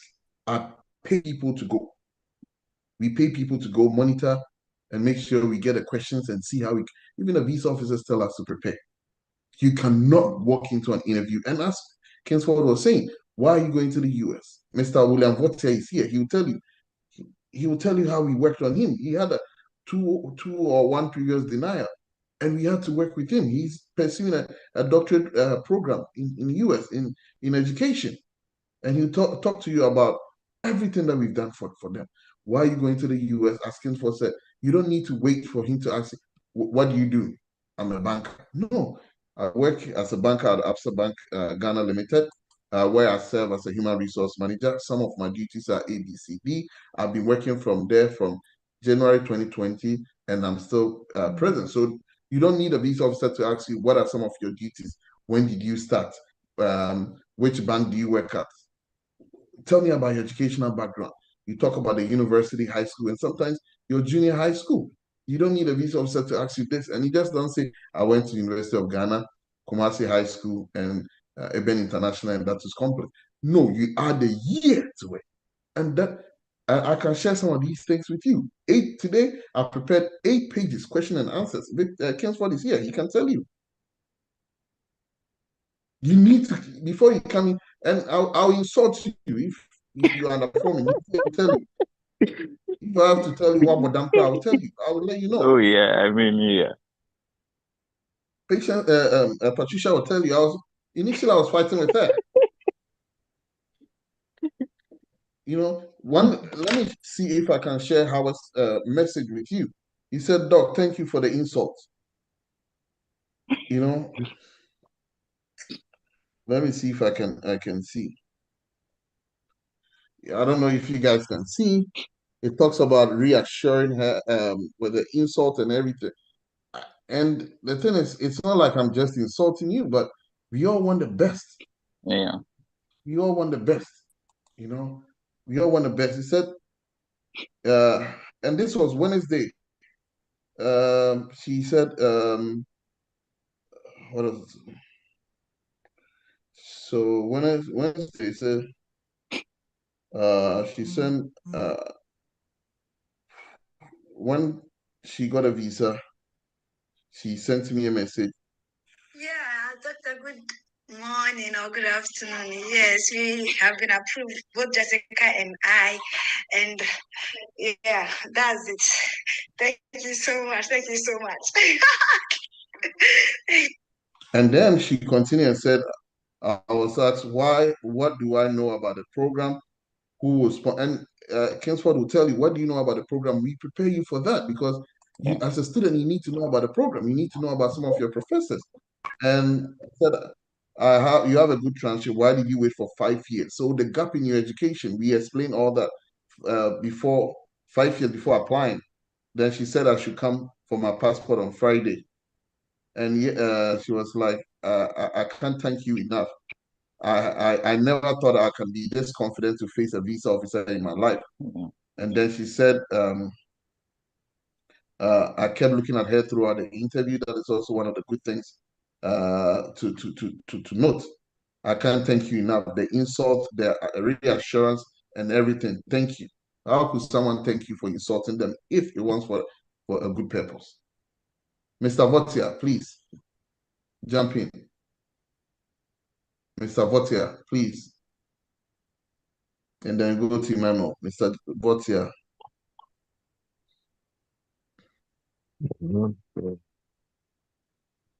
Mr. William Votia. Hello, Mr. Votia, can you hear me? Hello? Yeah, go ahead.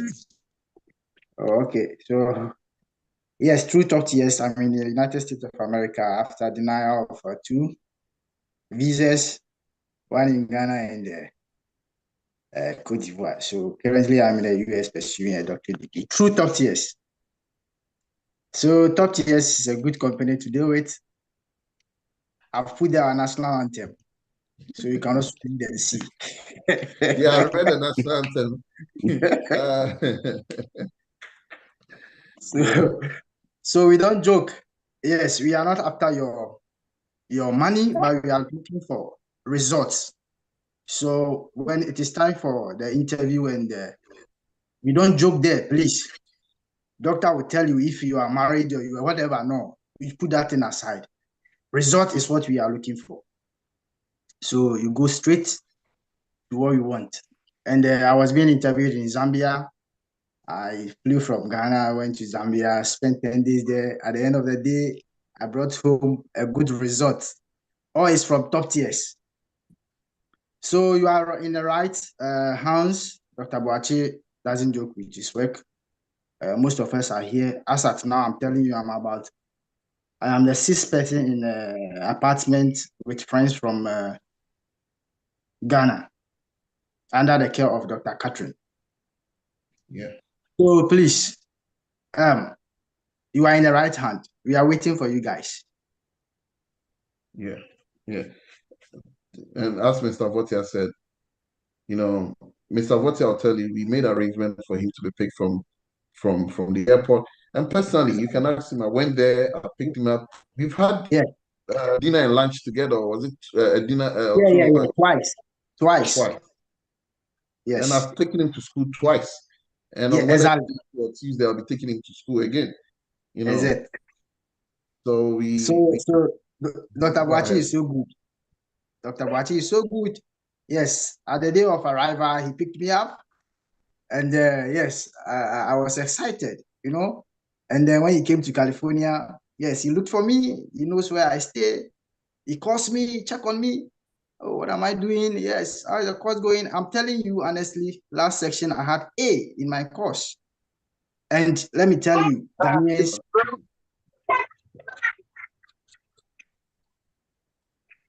we are doing Go ahead, great. Mr. Botia. Our learning Yeah. strategy is very good. When you come here with those things, sometimes the whites, they will envy you in class. Yes. So please, top tier will be the best to work with. And then we are waiting for you guys to come. Dr. Boachi is always available. If you want him, yes, you will see him. But please, no pressure.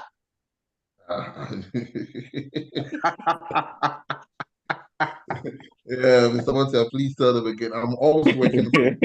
No I'm always pressure. so when you put pressure on me, I curl into my Yeah, shell because yeah, yeah, Mr. yeah, yeah. Botia, the last time I came, I even booked a hotel, stayed there, made sure all of them were okay. I drove them to school. We had Yeah, lunch. I stayed at the hotel. The next day, I yes, went to the airport. Last yes. time, Park University, I stayed there.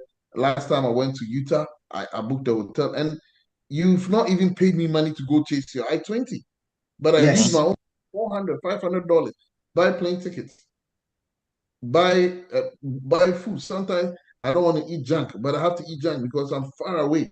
The only thing that is available is McDonald's. Mm-hmm. No other option. But now, luckily, Mr. Votia has their own apartment with Yeah. 3 girls in the apartment. All of Mm-hmm. them pursuing doctorate degree. Everyone in the apartment now is in the house is pursuing a doctorate. So I've told them that when I'm coming fufu with light soup and adrenaline, I don't eat. Ah. So, guys, we really have your back. Yes, we cannot say we are 100% right all the time. We are human. We might make mistakes. But as Mr. Votia will tell you, when it gets to the interview process, I don't joke. That place, I don't joke because we are looking for results. And when Kingsford White joined, it was this. Mr. Votia, I was fighting with him. Everyone was fighting with him. Yeah, yeah, yeah, yeah, yeah. Tell Mr. I Votia remember. this. Tomorrow he will come back and say something. Mr. Votia, this is what we discussed. And he will Yeah, come back and say the same thing that for 1 week straight, and you always fight with him. But at the end of the yeah. day, when he started to listen, he got his visa. And I think he had 4 years of visa. Five. But you see, we are here to help you guys. And as I'm saying, I'm just preparing. I have about 6 or 7 write-ups open here that I'm working on. It takes me 4 hours to write one write-up. Talking to you, putting all your answers together for you. I talk to you, okay, for example, Kingsford will tell me, okay, I'm working here, here, here. I put everything in terms of how to say it. Your sponsor, maybe your father is, let's say, a cocoa farmer, but how do you explain it for the visa officer to know that they are making more money from it? It's something that God has given to me naturally. Jacob is here. If you want an application to go quick, quick, quick, Kingsford will tell you, Jacob, it's here to Top help guy. out. Yeah. You know, and now some of them are calling him Mr. Top Tier. So others, so guys, we are here. We are really here. And as Kingsford said, I don't sleep. Mr. Votia will tell you. Sometimes I'll be chatting with him at night and Doc, are you awake? Can I sleep? Because you give me pressure if I sleep. Last time I went to the hospital, I was admitted on emergency. The doctor had to take my laptop from me. Okay. So we are here for all of you. We also help teachers to travel. Madam Ya is on the platform. She's also a top tier client currently studying at Park University in the College of Education. She was a teacher at Kumasi Girls Senior High School. So, I have put my number. I have my number there. Mr. Bonnie has also put a company's number there. Please Don't be a stranger. Please, please, please, please, please, please, please, please reach out to us. Please reach out to us. We are always ready to help. Please reach out to us. We really want to help you guys. We really want to help you any way possible that we here at Top Tier can help. Mr. Vote has shared his experience, and Mr. Vote's program, you get your CPT quick, and and Dr. Kati is also helping them. They have a good church. They all go to the Methodist church. Yes. Dr. Kati picks them up. They take them to church every Sunday. Very good woman, of course. Very good woman. Dr. Kati will pick you up from the airport. Call me. If I'm picking you, I'll also call your parents, give you the phone, you talk to your parents. My car is ready now. Hey, congratulations, congratulations, congratulations. Thank you. When I go to Park University, I see, and other universities, I was at Minnesota, and I got very emotional because these kids that I saw them coming to my office, their face looking like they just came out from the sun. But now some of them are driving very expensive cars that if they were in Ghana, I don't think they could have bought that car. These students using it from 15, wearing Air Force to class. And I remember last time I came to Park and one student knelt down in front of me and started crying and said, "Doc, you don't know what you've done for me. Within my family, I'm the only person that has been able to fly across the African continent to the US. I'm the first person." Another student also knelt in front of me at the hair house and said, "Doc, I've been able to do my father's funeral without a loan from anywhere." Another student in Virginia cried and handed me an envelope. I opened it, it was $500. And I was shocked. He said, "Doc, this is for you. This is for you." And she was my first client to the US. Well, when I started on commercial basis, because I was doing it for free for 15 years. For 15 solid years, I was doing study abroad for free. And even with when I started commercially, even with her, it was for free. And I still picked her up and drove 3 hours, 3 solid hours to Liberty University. So, guys, I'm here. Mr. William is here. Madam Iya, if she wants to unmute herself and share her experience too, that is also fine. But we put our number on there. Please reach out to us. We have an office in Takoradi, Kumasi, Accra, Zimbabwe, Dubai. You can come to our office. Zimbabwe, we have our office. We are about to open a new office in town. Currently, we are in Borodale, the rich neighborhoods in Borodale, close to the mall. We are just about 3 minutes from the mall, or walk from the mall in Borodale, where the East convention of or Trasaco version of Harare. In Takrade, close to Fijai Senior High School, Kumasi adjacent the Bank of Africa, Mekum traffic lights, Accra, CC Hagan Building, opposite the Medina Polyclinic, Rolling Circle. Congo, I don't remember the place. So we are just seeing how best we can reach everyone throughout the nooks and crannies of Africa. As I said, we are about to open an office in Nairobi, in Kenya. So please reach out to us. Let us see how best we can be of help. Last question from Augustine Sheku, and then we will close. Last question, Augustine. If Augustine is not muting, I'll read one from, I think, some people are asking me about the African countries to book. I need to reassess your document before. Whether you have scholarship, you don't have scholarship, it all determines where I send you.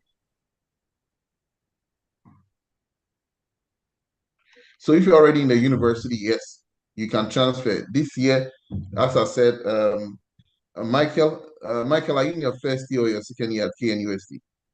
Michael Champon.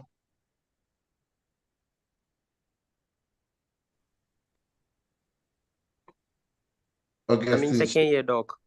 second year. So Michael is in his second year, but he's been able to get his visa.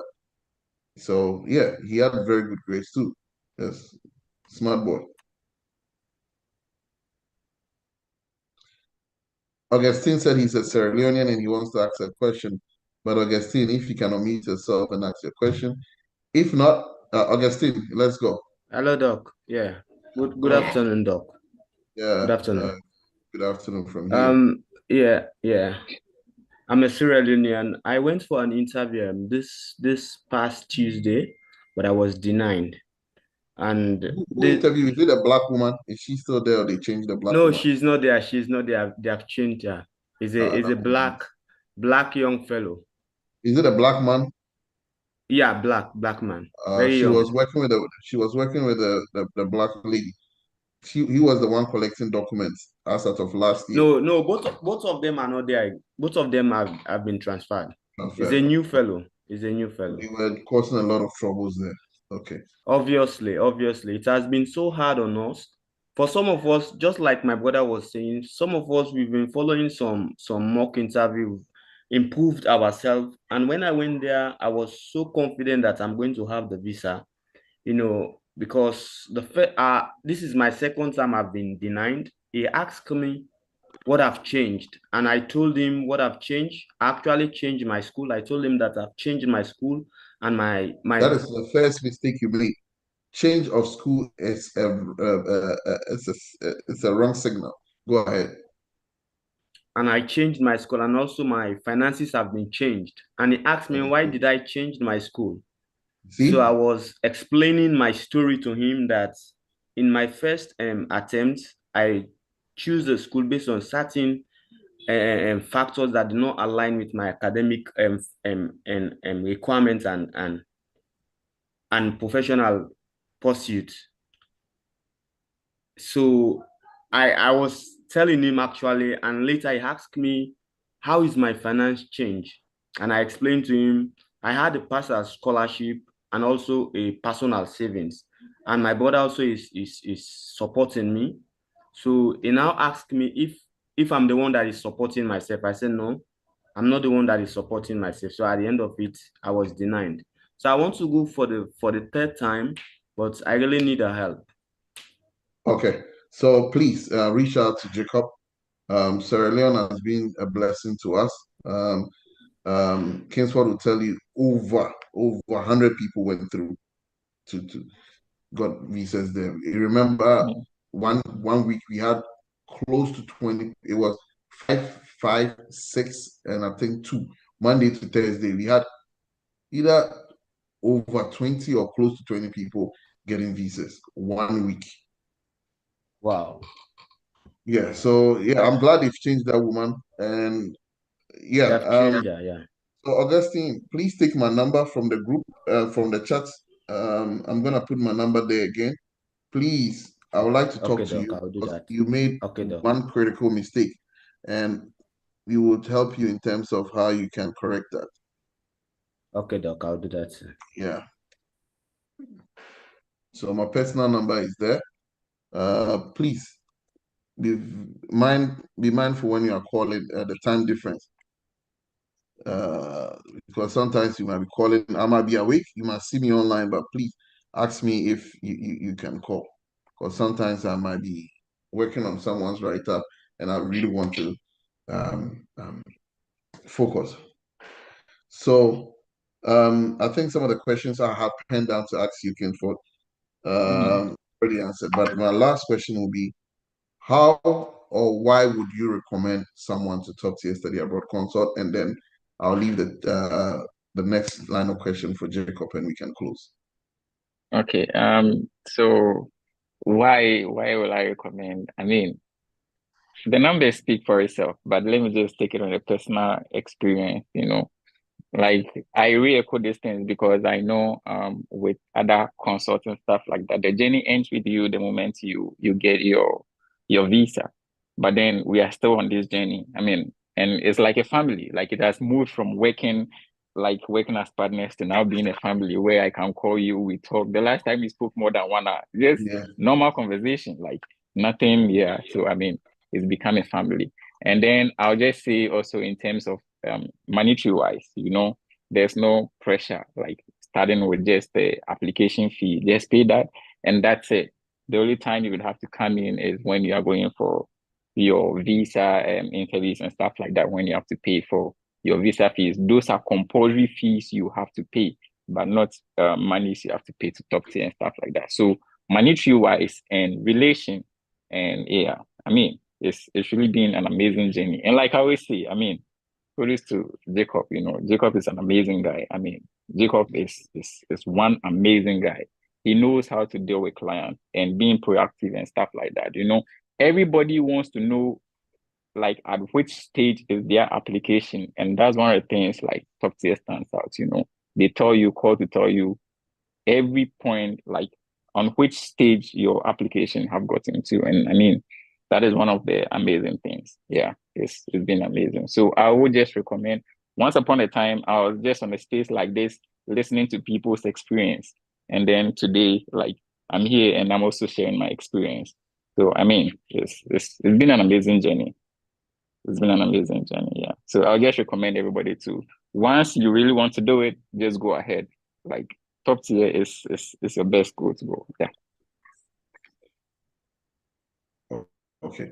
Jacob, do you have any questions for him? Then Victor would share experiences and some of the key things we can do for you if you're in Dubai or if you want to visit Dubai as well. Jacob. Okay, Mr. Kingsford. I think my last question would be, some of the students, they've had their visas that come in, some are in the process. So one advice you have for them? And the second one is the cultural shock. What is in Ghana and it's not there and they should be prepared for? Okay. Thank you, Jacob, for your question.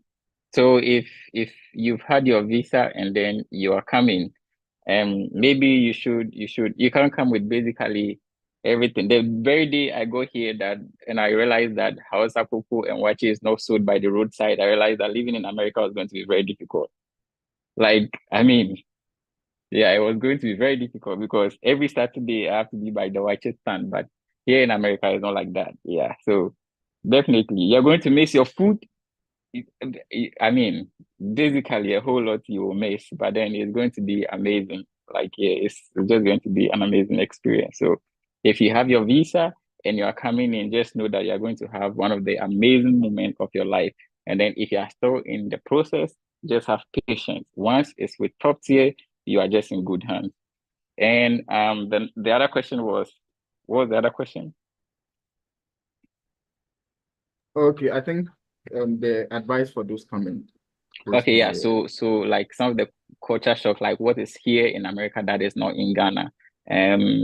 Yeah, so let's just say in terms of education, like the way you used to relate with your professors in Ghana. In Ghana, like some institutions, some professors are like scarecrows, where like professors want to feel you for you to know that, their courses are tedious, to pass. And no, it's not like that here in America.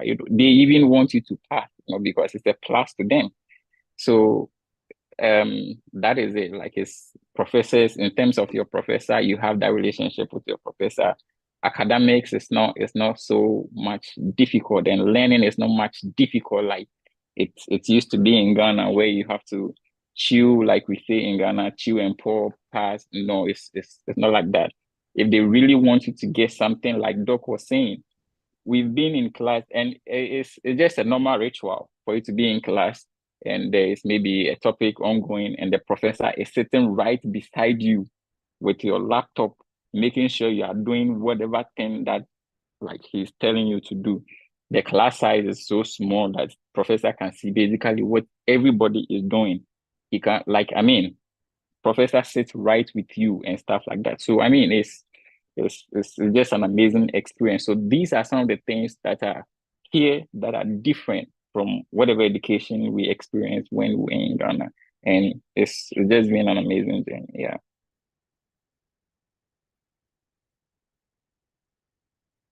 Thank you very much, Kingsford. Personally, as you said, last time we spoke for 1 hour. I think it was Christmas Day or so, or I don't remember, New Year or something. Yeah. Yeah, and we also met during orientation when I was helping students checking in at Park University for the orientation, and I was happy to see Patricia. I didn't know she was that toxic. We didn't catch it. But She will always come back and be like, "Hey, Dr. Bwachide, yeah, yes, sir." yeah, I mean, it's part of it, and then after everything. So that's why I say top tier is more than a family, like so.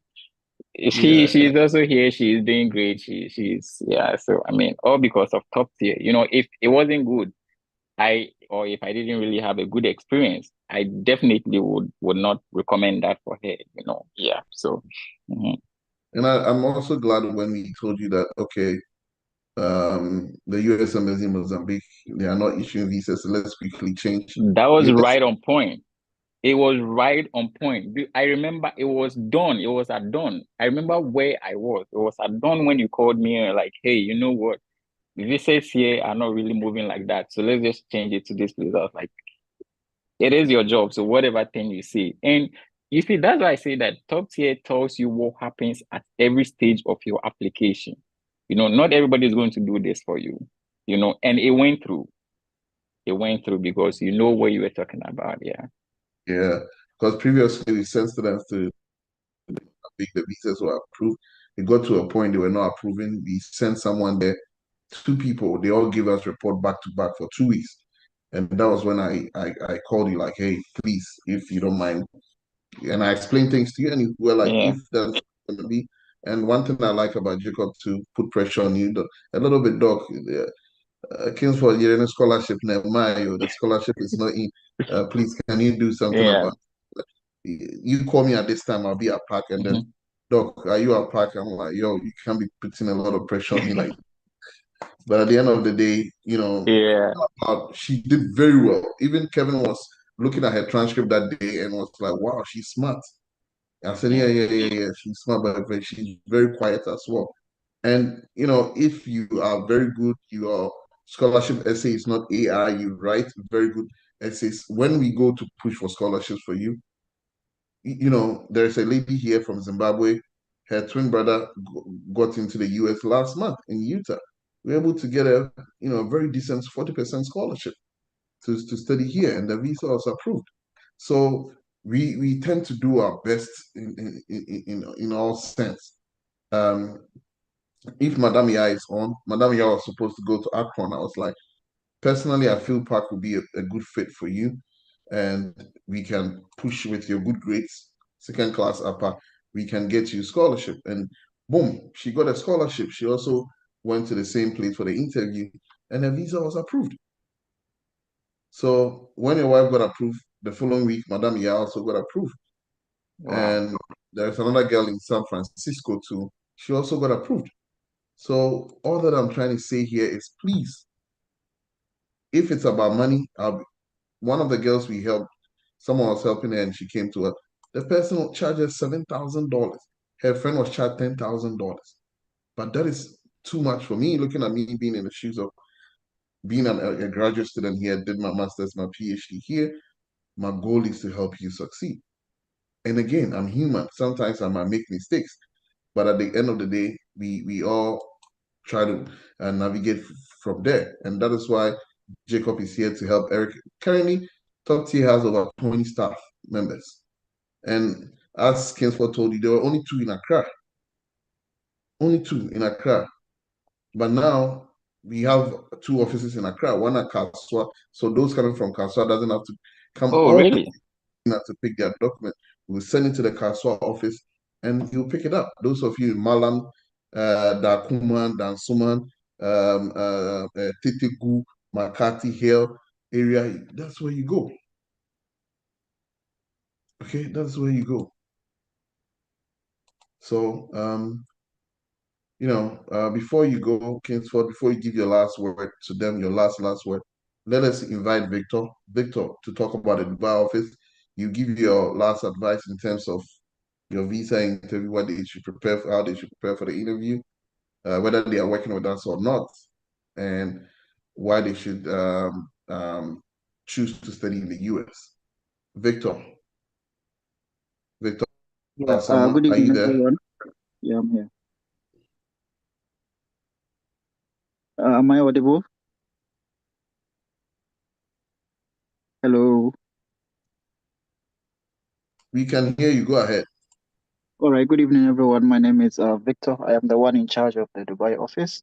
We do have a lot of packages that we do here. I'll start with the freelance visa. That is, for those who do not know, a freelance visa, it's same as an employment visa. It's valid for 2 years and it allows you to work and live legally in UAE or in Dubai. So anyone who is interested in getting any of these visas can reach out to me and I'll help and guide them. It has a lot of benefits. Once you have it, you can apply for credit card, bank loans, you can travel to 24 countries, which includes some of the European countries and Asian countries as well. You don't need a visa once you have this card or work permit. You are good to go, and then they will not require any visa for you. Just a few documentations, and we are there to help you and assist you in getting them done.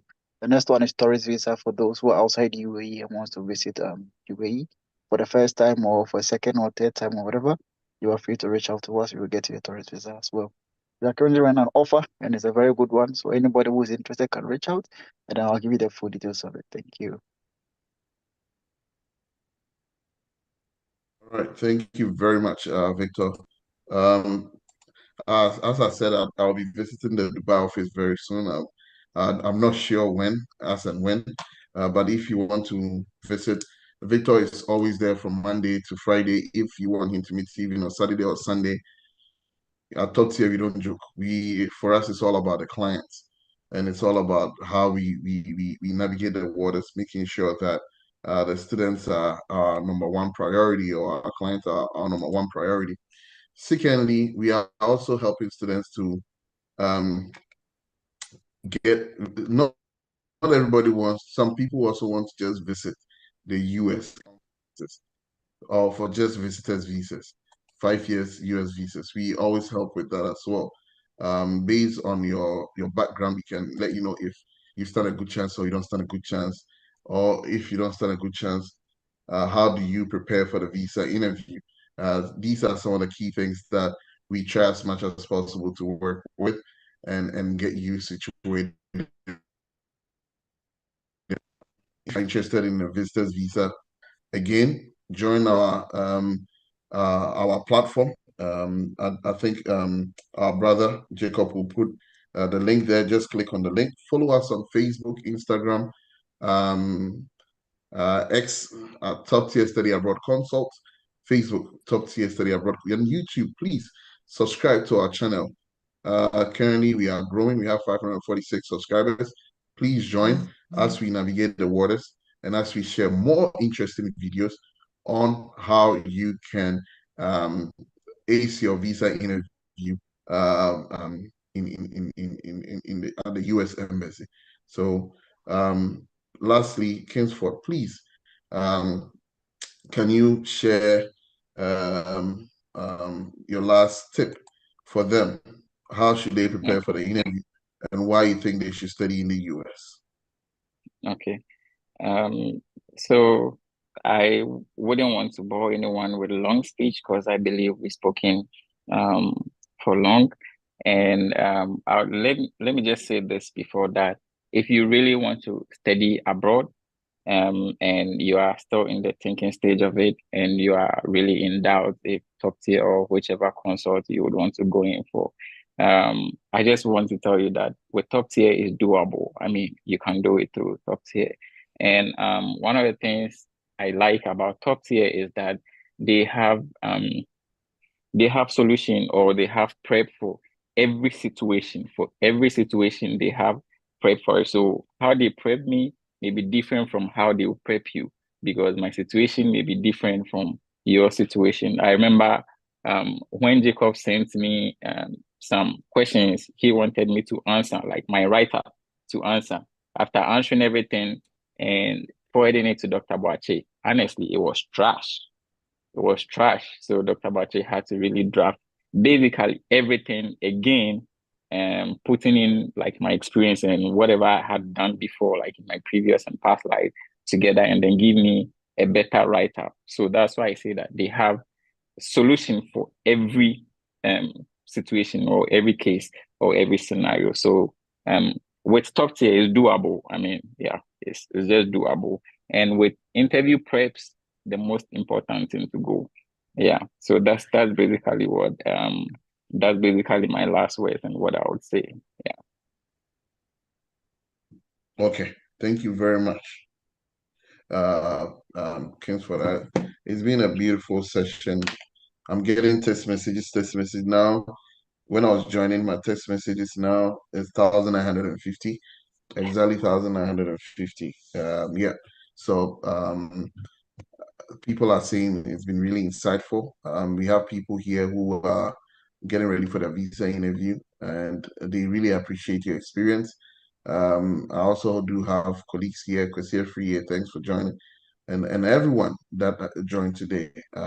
Next week we'll be coming live again to share with you. Another student from other university or Park University will join to share the experience. And I think Kingsford has given us really good information in terms of, personally, when I was coming to the US, I'd been to London 7 times, but I didn't know the huge cultural difference. That was my biggest struggle.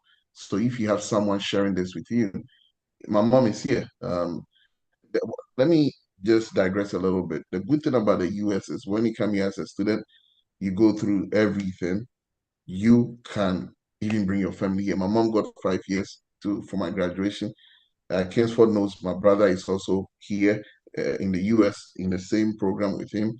Um, I brought my cousins, my nephews are part, my cousins, my brother-in-law, a lot of people to the US. So, you know, thank you all. Hawa, I see you.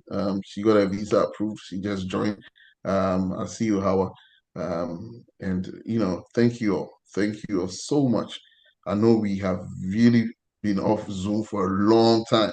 And today we were blessed by Kingsford to share his beautiful moments with us. And Kingsford, may God continue to bless you, keep you safe, and maybe come for a baby shower or naming ceremony or something Easy, doc. Easy, doc. you know, very soon. Your wife is a very nice person. I really respect her. Very calm, beautiful, tall. She can beat Thank me. you. So uh, as soon as I told you about it, hey, kids for with my boom you and we all cracked up. So I'm glad those group, the 10 girls that came Yeah. January, they've all settled in and everyone is doing good. So spread the news, spread the word. Top tier is here. Our main goal is student success. That's it. Our numbers are here. If you are in Accra branch number is there. Takrady branch number is there. Kumasi branch number is also there. Please join our platforms. Join our WhatsApp platform.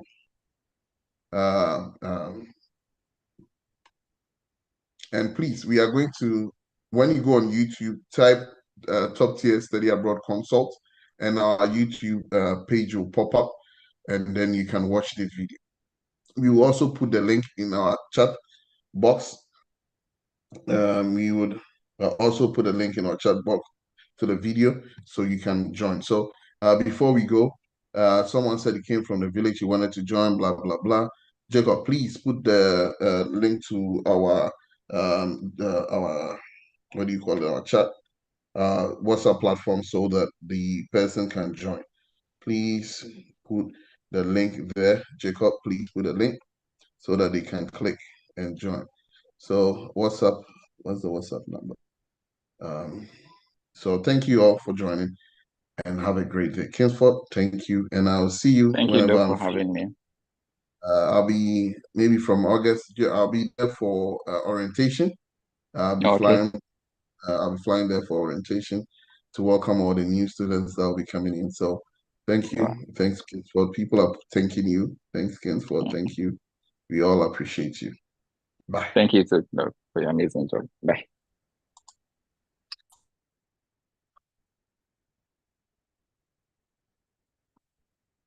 Oh yeah.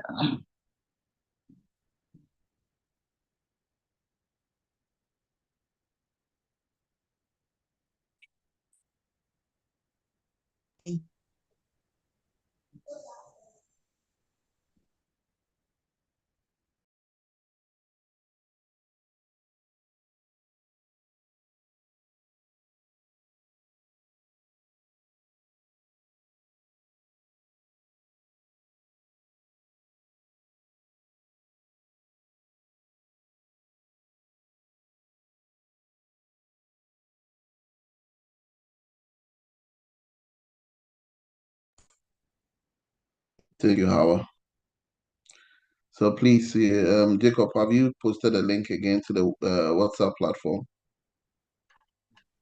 Doc, can you send it to me? Because I went off for a while, so I posted the YouTube.